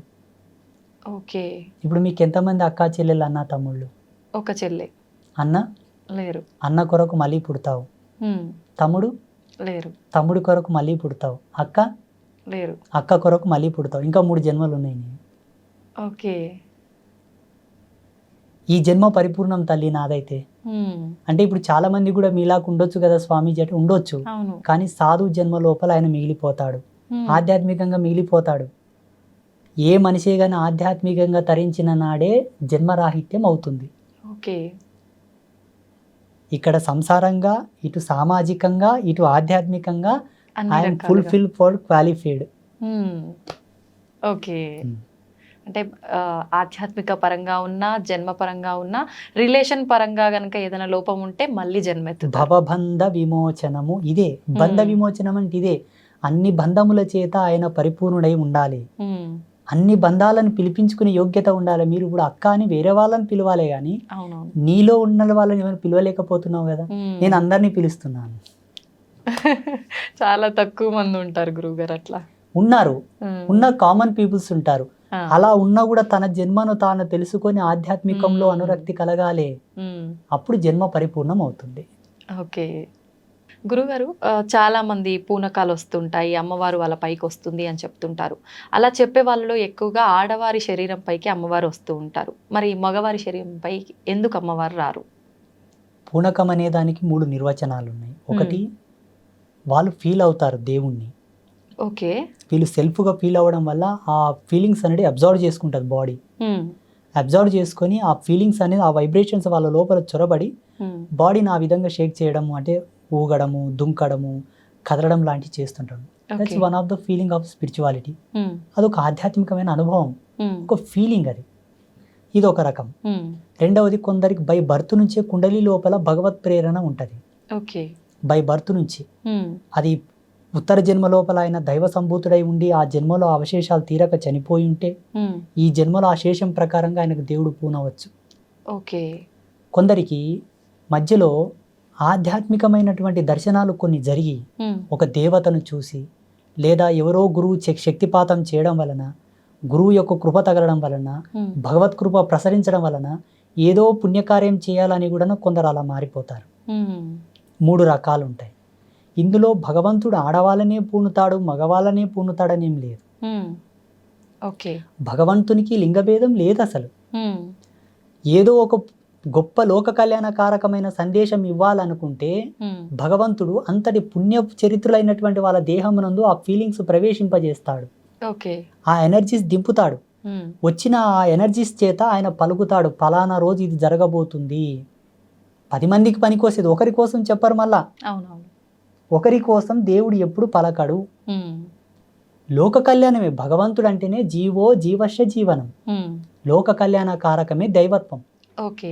మిగతంతా ఇదంతా సెల్ఫ్, వాళ్ళు ఇష్టపడి చెప్తారు తప్పిస్తే దేవుడు ఎప్పుడు అలా చెప్పించాడు. ఇలా చాలా ఉన్నాయమ్మా, మా జీవితంలో చాలా జరిగాయి. ఒక వ్యాన్ లోపల ఒక 30 మంది వెళ్తున్నారు, ఒక పెద్ద DCM లోపల పెళ్లికి. దానికి ఏదో సమ్ బ్రేక్ వీక్ అయిపోయి అంతమంది పడాల్సి ఉన్నది. ఎవరో ఒక పుణ్యాత్ముడు దారి మధ్యలోకి వచ్చి చెప్పాడు, దాన్ని ఆపి, దీని బ్రేక్ తెగిపోతుంది, మీరు పడతారు, దిగి చెక్ చేసుకోండి అంటే వాస్తవంగా లూజ్ అయింది బ్రేక్ వైర్. అంటే 10 మందిని కాపాడడానికే దేవుడు పూనుతాడు. అక్కడ ఆడ మగ అని ఏం తేడా ఉండదు. కాకపోతే భగవంతుడు ఎవరికి ప్రవేశిస్తాడంటే ఆ శరీరం కూడా అంత శుద్ధి నొంది ఉండాలి, ఆ మనసు అంత పరిపూర్ణమై ఉండాలి, ఆ వ్యక్తి అంతటి సదాచార సంపన్నుడై ఉండాలి. తప్పకుండా. ఇప్పుడు మనం ఒకరిని ఇంటికి గెస్ట్గా పిలవాలంటేనే ఆయన యొక్క హోదాను చూస్తాం, ఆయనకు గొప్పతనం చూస్తాం, ఆయన ఎంత నీట్గా ఉన్నాడు, ఎంత శుభ్రంగా ఉన్నాడు, ఎంత బాగున్నాడు, డ్రెస్ ఎలా మెయింటైన్ చేస్తున్నాడు, అలా ఉన్న వాళ్ళని పిలుస్తాం. భగవంతుడు నీ శరీరమునందు ప్రవేశించాలంటే నీ దేహం ఎంత శుద్ధి ఉండాలి, నీ నడవడికి ఎంత సత్యమై ఉండాలి, నీ జన్మ ఎంత పరిపూర్ణమై ఉండాలి. ఇవి కూడా కంపల్సరీ. నేను అడ్డం వచ్చినట్లా పనులు చేస్తా, అడ్డం వచ్చిన వాళ్ళ తింటా తాత, ఏమి శరీర శుద్ధి ఉండదు, మనశ్శుద్ధి ఉండదు, వ్యవహార శుద్ధి ఉండదు, ఏదో నా పిచ్చి కొద్దీ నేను ఊగుతా అంటే అది మన యొక్క వీక్నెస్ తప్పిస్తే దేవుడికి మనకి సంబంధం లేదు. అయితే మనం విలేజెస్లో ఎక్కువగా చూస్తుంటాం గురుగారు, మీరు చెప్పినట్టుగా ఇట్లా శీఘం వచ్చింది, పూనకము వాళ్ళు చెప్తూ ఉంటారు చాలా మందికి. అలాంటి వాళ్ళే ఎక్కువగా అంటే చెడు వ్యసనాలు ఇలాంటివి ఉంటుంటాయి అని చెప్పి, అంటే ఇప్పుడు వాళ్ళు అవన్నీ చేస్తున్నారు అంటే వాళ్ళు చెప్పేదంతా తప్పు, వాళ్ళకి నిజంగా భగవంతుడు వాళ్ళ పైకి రావట్లేడు అని అనుకోవచ్చు అంటారా? మేము సాధు ధర్మంలో ఉన్నాం, ప్రతిదీ కూడా శాస్త్ర సిద్ధాంత ధర్మంతోనే చెప్పాలి, అనుభవంతోనే చెప్పాలి, స్వీయ విశ్లేషణను ఉండాలి, మేము రీసెర్చ్ చేసానే ఉండాలి. అవునవును. మా అవ్వ జోగిని, మాది 7 తరాల జోగిని వంశం, ఓకే. ఎల్లమ్మ తల్లి పూజారులు, మా తాత ముత్తాతల కానుంటి కూడా. సో మా అవ్వ ఏం చెప్పేదంటే, చూడు నాన్న, ఒక వ్యక్తి జోగినిగా మారాలంటే, ఒక స్త్రీ జోగినిగా మారాలంటే బై బర్త్ నుంచి ఆమెకు స్పిరిచువల్ ఫీలింగ్స్ ఉండాలి, పుట్టినప్పటి నుంచి ఆధ్యాత్మిక మెలకువలు ఉండాలి.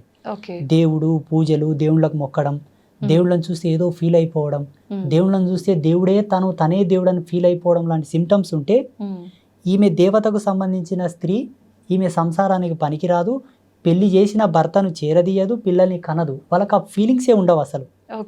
ఆ సిమ్టమ్స్ గుర్తుబట్టి వాళ్ళని దేవుడికి లగ్నం చేసి దేవత పేరు మీద పూజలు పునస్కారాలు చేస్తూ ఆ పుణ్యం 10 మందికి ధారబోయమని పెట్టేవాళ్ళు ఆమెని.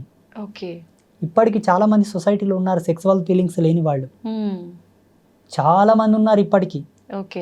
అప్పట్లో ఈ జన్మను వృధా కానివ్వకుండా, ఈ జన్మ వేస్ట్ కాకుండా కొన్ని తంతులు చేసేవాళ్ళు మన పెద్దలు. అందుకే చచ్చిపోతే కూడా పేగడుగుతాం, పేగడిగి మళ్ళీ పూలదండేసి బొట్టు పెట్టి కొన్ని సంస్కారాలు, కొన్ని తంతులు చేసిన తర్వాతనే బొందలు పెడతాం. చచ్చిన శవాన్ని కూడా సంస్కారం ఉంది మన ధర్మంలో. అట్లాంటప్పుడు నువ్వు పుట్టినవు, ఈ జన్మ వృధా కాకూడదు, ఊక ఉన్న జన్మ ప్రేత ఆవాహనం అవుతుందంట తల్లి. ఊక ఉన్న శరీరం ప్రేత ఆవాహనం అవుతుందంట. ఇప్పుడు ఒక ఇల్లును ఊక వదిలేసామనుకోండి, అడ్డం వచ్చిన చెత్త చెదారం, బల్లులు, పురుగులు గూడు పెట్టినట్లనే ఈ జన్మ కూడా ఊక పెట్టకూడదని కొన్ని తంతులు చేసి ఆయనను ఒక పరిపూర్ణుని చేసేవాళ్ళు. ఆడపిల్ల కానీ మగపిల్లాడు కానీ కత్తికి బాస్యం కట్టి పెళ్లి చేసి దేవుని పేరు మీద పెట్టేవాళ్ళు. తర్వాతకి ఎట్లయిపోయిందంటే, ఈమె ఊకుందని చెప్పి అధికార దాహం చేత ఆమె మీద లైంగికంగా దాడి చేయడం, డబ్బున్న వాళ్ళు, పలుకుబడి ఉన్నవాళ్ళు ఆమెను వాడుకోవడం, ఆమెను ఎటు కాకుండా రోగాల పాలు చేసేయడం. అది చూసిన కొంతమంది సంఘ సంస్కర్తలు ఉద్యమాలు మొదలుపెట్టారు. జోగిని వ్యవస్థను రద్దు చేయాలా, ఈ దేవదాసి వ్యవస్థను తీసేయాలా, ఈ దేవుళ్ళ పేరు మీద పెట్టే వ్యవస్థను తీసివేయాలని చెప్పేసి. వీళ్ళు చేసింది సత్యమే, ఎందుకంటే ఆకృత్యాలు జరుగుతున్నాయి, కానీ జరిపే వాళ్ళని అరికట్టాలి కానీ ఆ వ్యక్తిని అరికట్టడం ధర్మం కాదు. జోగిని వ్యవస్థ మీద పెద్ద విశ్లేషణ ఉంది, చాలా దార్శనికత ఉందాడ. మా నాయనమ్మ ఏం చెప్పేదంటే, కంచం పొత్తు మంచం పొత్తు లేని వాళ్ళేరా భగవంతుని పొందుటకు అర్హులనే అనేది మా నాయనమ్మ. కంచం పొత్తు ఉండకూడదు, ఎవరి పొత్తులో తినని వాళ్ళు. మంచం పొత్తు అంటే బెడ్ షేరింగ్ ఉండకూడదు. వాళ్ళు సత్యమంతులు, ఆడపిల్ల కానీ మగపిల్లగాడు కానీ వాళ్ళకు భగవంతుడు పూనుతాడు, వాళ్ళు చెప్పింది భవిష్యవాణి. మా నాయనమ్మ చెప్పేది, భగవంతుడు పూనిన తర్వాత వాళ్ళ శరీరం చాలా తేలిక అవుతుందంట. సిమ్టమ్స్ చెప్పేది మళ్ళా, ఒక తక్కెట్లో కూర్చోబెట్టి ఇంకో తక్కెట్లో 5 మల్లెపూలు వేస్తే సమానం అయ్యేవాళ్ళట. సత్యంగా భగవంతుడు వస్తే శరీరం అలాగే అవుతుంది, 5 మల్లెపూలంత బరువు అవుతుంది. ఆ 5 మల్లెపూలని పచ్చి కుండ మీద పెట్టి నిలబెట్టినా కూడా కుండ పగలదు. ఆ మల్లెపూలను తీసి కుండ మీద వేస్తే కుండ పగలదు. ఈ వ్యక్తి కూడా ఒంటికాల మీద ఆ పచ్చి కుండ మీద నిలబడాలి, ఎవరు సపోర్ట్ లేకుండా, ఎవరు తగలకుండా. ఒంటికాల మీద కుండ మీద నిలబడి సిగ మూగితే అది భవిష్యవాణి. ఇప్పుడు దేవుడు తన లోపల ఉంటేనే కదమ్మా సత్యం ఉంటుంది, సత్యం ఉంటేనే కదా కుండ పగలదు. ఇవల్ల సిమ్టమ్స్ చెప్పేది మా నాయనమ్మ. నేను అప్పుడు అనుకునేవాడిని, ఈ కాలంలో ఎవరున్నారు ఇంత సత్యంగా? ఒకవేళ సిగం వచ్చిన వాళ్ళని తక్కెట్లో కూర్చోబెట్టి మల్లెపూలు వేసిన సమాంతరం అవుతారా? కారు. అలా సిగం వచ్చిన వాళ్ళను ఒంటి కాలు మీద పచ్చి కుండ మీద నిలబెడితే కూడా కుండ ఉంటుందా? పగిలిపోతుంది. ఇలా వెతుక్కుంటూ పోతే సమాజంలో చాలా మంది వెళ్తారు తల్లి. ఇప్పుడు ఇట్లా సిగమూగే వాళ్ళంతా సత్యమంతులు కారా స్వామీజీ అంటే మనం అనలేము. వాళ్ళ వ్యక్తిగతమైన ఫీలింగ్స్ అయి ఉండొచ్చు, భగవంతుడి యందు వాళ్ళు రమించేలా ఊగవచ్చు, అది వాళ్ళ యొక్క ధర్మం, వాళ్ళ యొక్క విధి విధానాలు అవి. ఇప్పుడు ధర్మం ఏంటి స్వామి అని మీరు అడిగారు కాబట్టి ఈ సిమ్టమ్స్ ఉండాలమ్మా, అది సత్యం. గురుగారు, ఒక యోగిగా మీ జన్మకి సార్థకత, లక్ష్యం ఏంటి గురుగారు? నేను ఆజన్మాంత బ్రహ్మచారిగా, ఆత్మజ్ఞానం జ్ఞానయోగంలో ఉండే ఒక ఆత్మ సన్యాసిగా. మాది దండ సన్యాసం కాదు. మీరు జిఆర్ స్వామి దగ్గరికి వెళ్ళారన్నారు కదా. అవును గురుగారు. వారి దండ సన్యాసం, అది బహిర్ముఖ సన్యాసం అంటారు దాన్ని. ఆత్మ సన్యాసం అంటే దండ నిర్లిప్తం చేసుకోవాలి, ఆత్మయందు సన్యాసించాలి. అంతర్ముఖ సన్యాసం ఆత్మ సన్యాసం, మాది అంతర్ముఖ సన్యాసం అన్నమాట. నా సన్యాస సంకల్పం ఏమిటి అంటే, సత్య సనాతన ధర్మంలో ఉండే ప్రతి ఆచారము విజ్ఞాన దృక్పథమే. అజ్ఞానం కాదు, మూఢనమ్మకం కాదు. ఇది సమాజంలో నిరూపించాలని ఒక లక్ష్యం నాకుంది. రెండవది, ప్రపంచానికి సనాతన ధర్మం జగద్గురు అని నిరూపించాలి. మూడవది, అమ్మవారు నన్ను ఇలా స్థాపించు నాయన అని ఒక దర్శనం ఇచ్చినట్లు ఒక గుడి కట్టమని దర్శనం ఇచ్చింది నాకు. ఓకే. ప్రపంచంలో ఆ గుడి ఇప్పటి వరకు రాలేదు. మానవునికి విజ్ఞానం వికసితమై మనిషి పరిజ్ఞానం వైపు నడకలేడుతూ ఇప్పటి వరకు కూడా అటువంటి ఆలయ రూపకల్పన జరగలేదు. అదొక ఆలయ నిర్మాణం చేయాలనే సంకల్పం ఉన్నది. ధర్మస్థాపన చేయాలి. సత్య విశ్లేషణ చంద్రికతో కూడుకున్న ధర్మస్థాపన, సోకాళ్ళు ధర్మస్థాపన కాదు. నేను నేర్చుకున్న ధర్మం ఏంటంటే అమ్మ, శాస్త్రం అనగా స్త్రీ అనగా ఒక్కటే. స్త్రీని అగౌరవపరచడం, స్త్రీని అవహేళన చేయడం ఎంతో శాస్త్ర అవహేళన అంతే. దీనికి ప్రాయశ్చిత్తం లేదు, దానికి ప్రాయశ్చిత్తం లేదు. ఎన్ని గంగల్లో మునిగినా, ఎన్ని పుణ్యకార్యములు చేసినా ఆ పాపం పోదు, అనుభవించి తీరాల్సిందే. ఇప్పుడు చేస్తున్న వాళ్ళందరూ శాస్త్ర దూషణనే. ఎందుకంటే శాస్త్రం అడ్డం పెట్టి మానవులకు కోరికలు రేపుతారు. ఇది చేయండి మీకు ఈ కష్టం నెరవేరుతుంది. దీనికి దానికి సింకే ఉండదు తల్లి. ఆయన పూజ చేస్తాడు, శ్రీకాళహస్తి పోయి చేస్తాడు, వస్తాడు, కొన్నాళ్ళు వేచి ఉంటాడు, ఏమయ్య స్వామి కాలేదంటాడు. ఇప్పుడు ఈ మధ్యలో వీడియోలో కొన్ని మా పిల్లలు తీసుకొచ్చి చూపిస్తుంటారు, స్వామీజీ అని ఇంత మెరికల్ చేశాడు, ఇది సాధ్యమా అంటారు. మరి నువ్వు స్వామీజీవి కదా ఎందుకు చేయమంటారు నాతోనికొచ్చి మా పిల్లలు. కొన్ని జిమ్మికులు మ్యాజిక్లు చేస్తుంటారు, వీడియోస్ వస్తుంటాయి కొన్ని, కొంతమంది పాస్టర్లు, కొంతమంది. నేనేమంటానంటే వాస్తవంగా ఆధ్యాత్మికతకు అంత పవర్ ఉంటే, వీళ్ళలో అంత హీలింగ్ పవర్ ఉండి, అంత చైతన్య శక్తి ఉంటే ఎర్రగడ్డ మెంటల్ హాస్పిటల్కి వెళ్ళి వాళ్ళని బాగా చేయమని చెప్పు. నేను వాళ్ళ కాళ్ళు మొక్కి కాలు కడిగి నెత్తిమీన పోసుకుంటా. ఈ సన్యాసం ఇడిచి ప్యాంటైంగ్ వేసుకొని తిరుగుతా. క్యాన్సర్ హాస్పిటల్కి వెళ్ళి వాళ్ళ హీలింగ్ పవర్ చేత వాళ్ళని బాగా చేయమని. స్వామీజీలు, పాస్టర్లు, ఇమాంలు, any kind of spiritual person ఎవరైనా సరే, దైవం వేరు, దారదత్తం వేరు, సిద్ధాంతం వేరు, జీవన విధానం వేరు. మనిషి తనను తాను తెలుసుకొని బ్రతకాలి. తనకు తానే రాజు, తనకు తానే ధర్మం తల్లి. ఎవరిని ఎవరు ఉద్ధరించరు. ఉత్తకథ. వేమన యోగి ఏం చెప్తాడు తన పద్యంలో అంటే, తనకు తానే రాజు, తనకు తానే దేవుడు, జీవుడు రెండు. మీరు తింటే నా ఆకలి ఎలా తీరుతుంది తల్లి? ఏదో తృప్తి పడగలను, అమ్మయ్య ఈమె తిన్నది సంతోషం అనగలను, కానీ ఆకలి అవుతుంది కదా. భగవంతుడిని నమ్మడం ఒక విశ్వాసం, ఒక పవర్. 83 లక్షల జీవరాశులు ఏవి దేవిని కొలవవు తల్లి, మనం కొలుస్తాం. అదొక గర్వకారణం.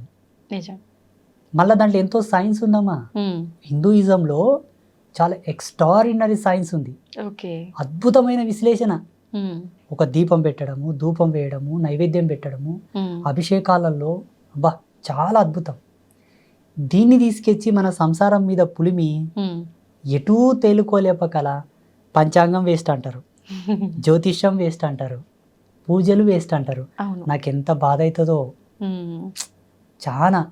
ఈరోజు ఈ బాటిల్లో నేను నీళ్లు చూశాను, ఇక్కడ ఉన్నాయి. మీరు వచ్చి నీళ్లు లేవంటే నేను నమ్మాలనా? నేను చూశాను, దాంట్లో నీళ్లు ఉన్నాయి, కొన్ని తాగాను, కొన్ని పెట్టారు. లేవు గురూజీ అని మీరు వాదాంతం చేస్తే నేను ఎలా నమ్మాలి చెప్పండి? అలాగే సనాతన ధర్మం యొక్క మూలాలు, దీని యొక్క అవశేషాలు చాలా గొప్పవి. తుచ్చ సుఖంలోకి వాడి దీని మీద వాల్యూ లేకుండా చేయొద్దు అన్నదే నా ఆవేదన. అది నిరూపించాలే, ప్రతి ఒక్కరికి తెలియపరచాలన్నదే నా తాపత్రయం, నా లక్ష్యం. అందుకే ఈ మధ్యలో వీడియోల్లో నేను చాలా మందికి నచ్చుతుండలేను. స్వామీజీలకే, మీలాంటి వాళ్ళు కాదు పాపం. అంటే మంచి చెప్పే వాళ్ళకి, మంచి చెప్పే వాళ్ళంటే చెడు ఉద్దేశంగా ఉన్న వాళ్ళకి. నేను వేణుస్వామి మీద ఒక వీడియో చేశాను తల్లి. వేణుస్వామి మీద, ఆయన ఫేమస్ ఆస్ట్రాలజర్. అవునవును గురుగారు. నేను నాకు ఆయన పాలేవుడు కాదు, ఇంటివాడు కాదు, అన్నదమ్ముడు కాదు తల్లి. పాపం వాళ్ళు బ్రాహ్మిన్స్, మేము వేరు. అవునవును. స్వామీజీనే మేము వేరు, మా ఇల్లు వేరు, వాళ్ళ ఇల్లు వేరు, వాళ్ళ ఊరు వేరు, మా ఊరు వేరు. ఎవరో మీ అంచుడు భక్తులు వచ్చి, ఏమయ్యా నువ్వు జీవహింస చేయొద్దు అంటావు, అమ్మవారికి మాంసం పెట్టొద్దు అంటావు, మద్యం పెట్టొద్దు అంటావు. ఈయన బ్రాహ్మిన్, ఒక జ్యోతిష్యుడు, ఆడ లిక్కర్ పెట్టిండు, మాంసం పెట్టిండు, అమ్మవారి ముందలని చూపించిండు. అవునవును. నా మనసు తరుక్కుపోయింది. వెంటనే దాని మీద ఒక వీడియో చేశాను. ఒక 5-6 మంది నాకు ఫోన్ చేసి వార్నింగ్ ఇచ్చారు. నిన్ను ఎవరు చెప్పమన్నాడయ్యా, మేము ఇట్లనే చేస్తాం, మాకు ఇట్లే తెలుసు, ఉమ్, నువ్వెవడో వాయ చెప్పని కానీ ఉమ్, ఏమైనా చేసుకోపోండి, నేను చెప్పింది సత్యం, ఉమ్. నాకు తెలిసింది సత్యం అని నేను చెప్పాను. అలా Okay. ఉన్నారు సమాజంలో. అవును. పోనీ ఈ స్వామీజీ చెప్పింది వాస్తవమే కదా, ఉమ్. మార్చుకుందాము అన్న జ్ఞానం లేదు వాళ్ళతో, మళ్ళీ ఉల్టద్దా అని. అంతే. ఇటువంటి వాళ్ళని సమాజంలో తెలియపరచాలి, ఇటువంటి వాళ్ళ గురించి చెప్పాలన్నదే నా లక్ష్యం. మార్పు ఎంత పెద్ద వస్తుందంటారా? పీఠాధిపతి అయినా, ఉమ్, ఎంత పెద్ద సన్యాసి అయినా, ఉమ్, ఎంత పెద్ద స్వామీజీ అయినా, ఎవరైనా ఉమ్, వాళ్ళు తప్పు చేస్తున్నారంటే చెప్తాం, అది నా ధర్మం. ఉమ్, చూడమ్మా, సన్యాసి అనేవాడికి 2 ప్రధాన నియమాలు ఉంటాయి. మరణానికి భయపడకూడదు, ఉమ్. మరణానికి భయపడకూడదు, ఓకే. ధర్మానికి తల వంచాలి తప్పిస్తే మిగతా వాటికి తల వంచకూడదు. ఈ 2 నియమాలు ఉంటాయి. ఉమ్. మొన్న కోవిడ్ వచ్చి కోవిడ్ వీడి వరకు నేను మాస్క్ పెట్టుకోలే, ఆ, శానిటైజర్ వాడలే. చాలామంది పోలీసులు, చాలామంది ఆఫీసర్లు వచ్చి స్వామీజీ మాస్క్ పెట్టుకోండి అన్నారు. ఉమ్, చూడప్పా, నేను కుట్టని బట్ట కుట్టే బట్ట నేను కట్టను. ఉమ్. మేము సంకల్ప త్యాగం చేశాం. ఆ, కుట్టిన బట్టగా కడితే మా తపస్సు తగ్గిపోతుంది, మా వాక్కు బలం పోతుంది. ఓకే. నేను చనిపోతాను కానీ మాస్క్ పెట్టానని చెప్పాను. ఉమ్, ఇప్పుడు సన్యాసి మరణానికి భయపడితే ఆయన సన్యాసి ఎట్లా అవుతాడు? అవును, మీకు నాకు తేడా ఉండదు కదమ్మా. అవును గురువుగారు. అందుకే నేను మాస్క్ కూడా ధరించలేదు. ఉమ్, నా సత్యం ఉంటే వైరస్ నాతోనికి రాదు. ఉమ్. రాలేదా గురువుగారు? నో, ఉమ్, నా శిష్యులకు ఎవరు కూడా నేను కోవిడ్ వ్యాక్సినేషన్ వేయించలేదు. ఉమ్. That's very dangerous. అదొక పెద్ద ఇది వ్యాక్సిన్. వ్యాక్సినేషన్. దానివల్ల చాలా సైడ్ ఎఫెక్ట్స్ కూడా ఉన్నాయి. ఉమ్, అది నిజమే అంటారా? అక్షర సత్యం. కానీ అంటే డాక్టర్లు అంతా రీసెర్చ్ లో తేలింది అలాంటిది ఏం లేదు డాక్టర్లే అంటున్నారు. సత్యము, వైజ్ఞానికమే సత్యం అయితే ఇప్పుడు ఎర్రగడ్డ మెంటల్ హాస్పిటల్ ఉన్న వాళ్ళు ఎందుకు బాగా కావట్లేదు ఉమ్, చెప్పండి? ఓకే. ఆ మెంటలిజంకి ట్రీట్మెంట్ లేదా? ఆ, దానికి మందులు లేవా? ఉమ్, దానికి ఏం థెరపీస్ లేవు అసలు. ఓకే. మళ్ళీ ఎందుకు బాగా కావట్లేదు? ఉమ్, ఇంకా ఒకరికొక జత అవుతున్నారు ఆడ. అవును. ఆడ సరిపోడు లేదు ఆ హాస్పిటల్లో. ఉమ్, అంటే ఇప్పుడు వైజ్ఞానికం ముందుకెళ్ళినట్ట, ఆగినట్ట, ఇంకా కనిపెడుతున్నట్ట? ఆగిపోయినట్టే. ఇంకా కనిపెడుతున్నారు. ఇంకా కనిపెడుతున్నారా గురుగారు? కనిపెట్టలేకపోతే ఇప్పుడు బ్లడ్ క్యాన్సర్కి ఎందుకు ఉమ్. ట్రీట్మెంట్ లేదు ఇంకా కంప్లీట్గా? మరి కనిపెడుతున్నప్పుడు అన్ని ఎక్కడికక్కడ అంటే కంట్రోల్ అయిపోవాలి కదా గురుగారు. కేసెస్ అన్ని విధాలుగా పెరిగిపోతున్నాయి చూడమ్మా, ఉన్నాయి కదా. సైన్స్ ఎప్పుడే కానీ ఒకతో ఆగిపోతుంది. ఉమ్, సైడ్ ఎఫెక్ట్ లేని సైన్స్ లేదు, రాదు, ఇక ముందు కూడా రాదు. ఉమ్, సైన్స్ ఒకటి కనిపెట్టిందంటే దానికి విరుగుడు ఇంకోటి తయారయ్యింటే తప్పకుండా. ఓకే. కానీ ధర్మం అట్లా కాదు. ఉమ్, సనాతన ధర్మం ఏం చెప్తుంది తెలుసా? హిందూయిజం ఉమ్, 100కి 100 రూపాయలు దెబ్బ తగలకుండా చూసుకో, ఓకే. 100కి 100 రూపాయలు రోగాల బారిన నీ శరీరం పడకుండా చూసుకో. ఉమ్, ఫస్ట్ నువ్వు ఇక్కడనే జాగ్రత్త పడు. ఉమ్, పోయి ఆ గుంతల పడ్డ తర్వాత ఎక్కుతావో ఎక్కవో, నేను ఎవరైనా లాగుతారో లాగరో, ఉమ్. ఎందుకు తలకాయ నొప్పి? అవును. అందుకే ధర్మ ఈజ్ గ్రేట్, సనాతన ధర్మ. నిజంగా చాలా అదృష్టంగా భావిస్తున్నాను గురుగారు మిమ్మల్ని కలవటం. మీ మాటల ద్వారా మంచి చెడు, అసలు న్యాయం ఏంటి, అన్యాయం ఏంటి, మన సనాతన ధర్మం ఇంకా కొంతలో కొంత మంచి మార్గంలోనే వెళుతుంది, కొంతలో కొంత ఏదైతే చెడు మార్గంలో వెళ్తుందో అది మార్చటము, తెలియచెప్పటమే నా లక్ష్యం అని మీ మాటలన్నీ విన్న తర్వాత నాకు చాలా సంతోషంగా ఉంది గురుగారు. మిమ్మల్ని మీ విలువైన సమయాన్ని మాకు కేటాయించినందుకు థ్యాంక్ యూ గురుగారు. శుభమస్తు. శ్రీమాత్రే నమః.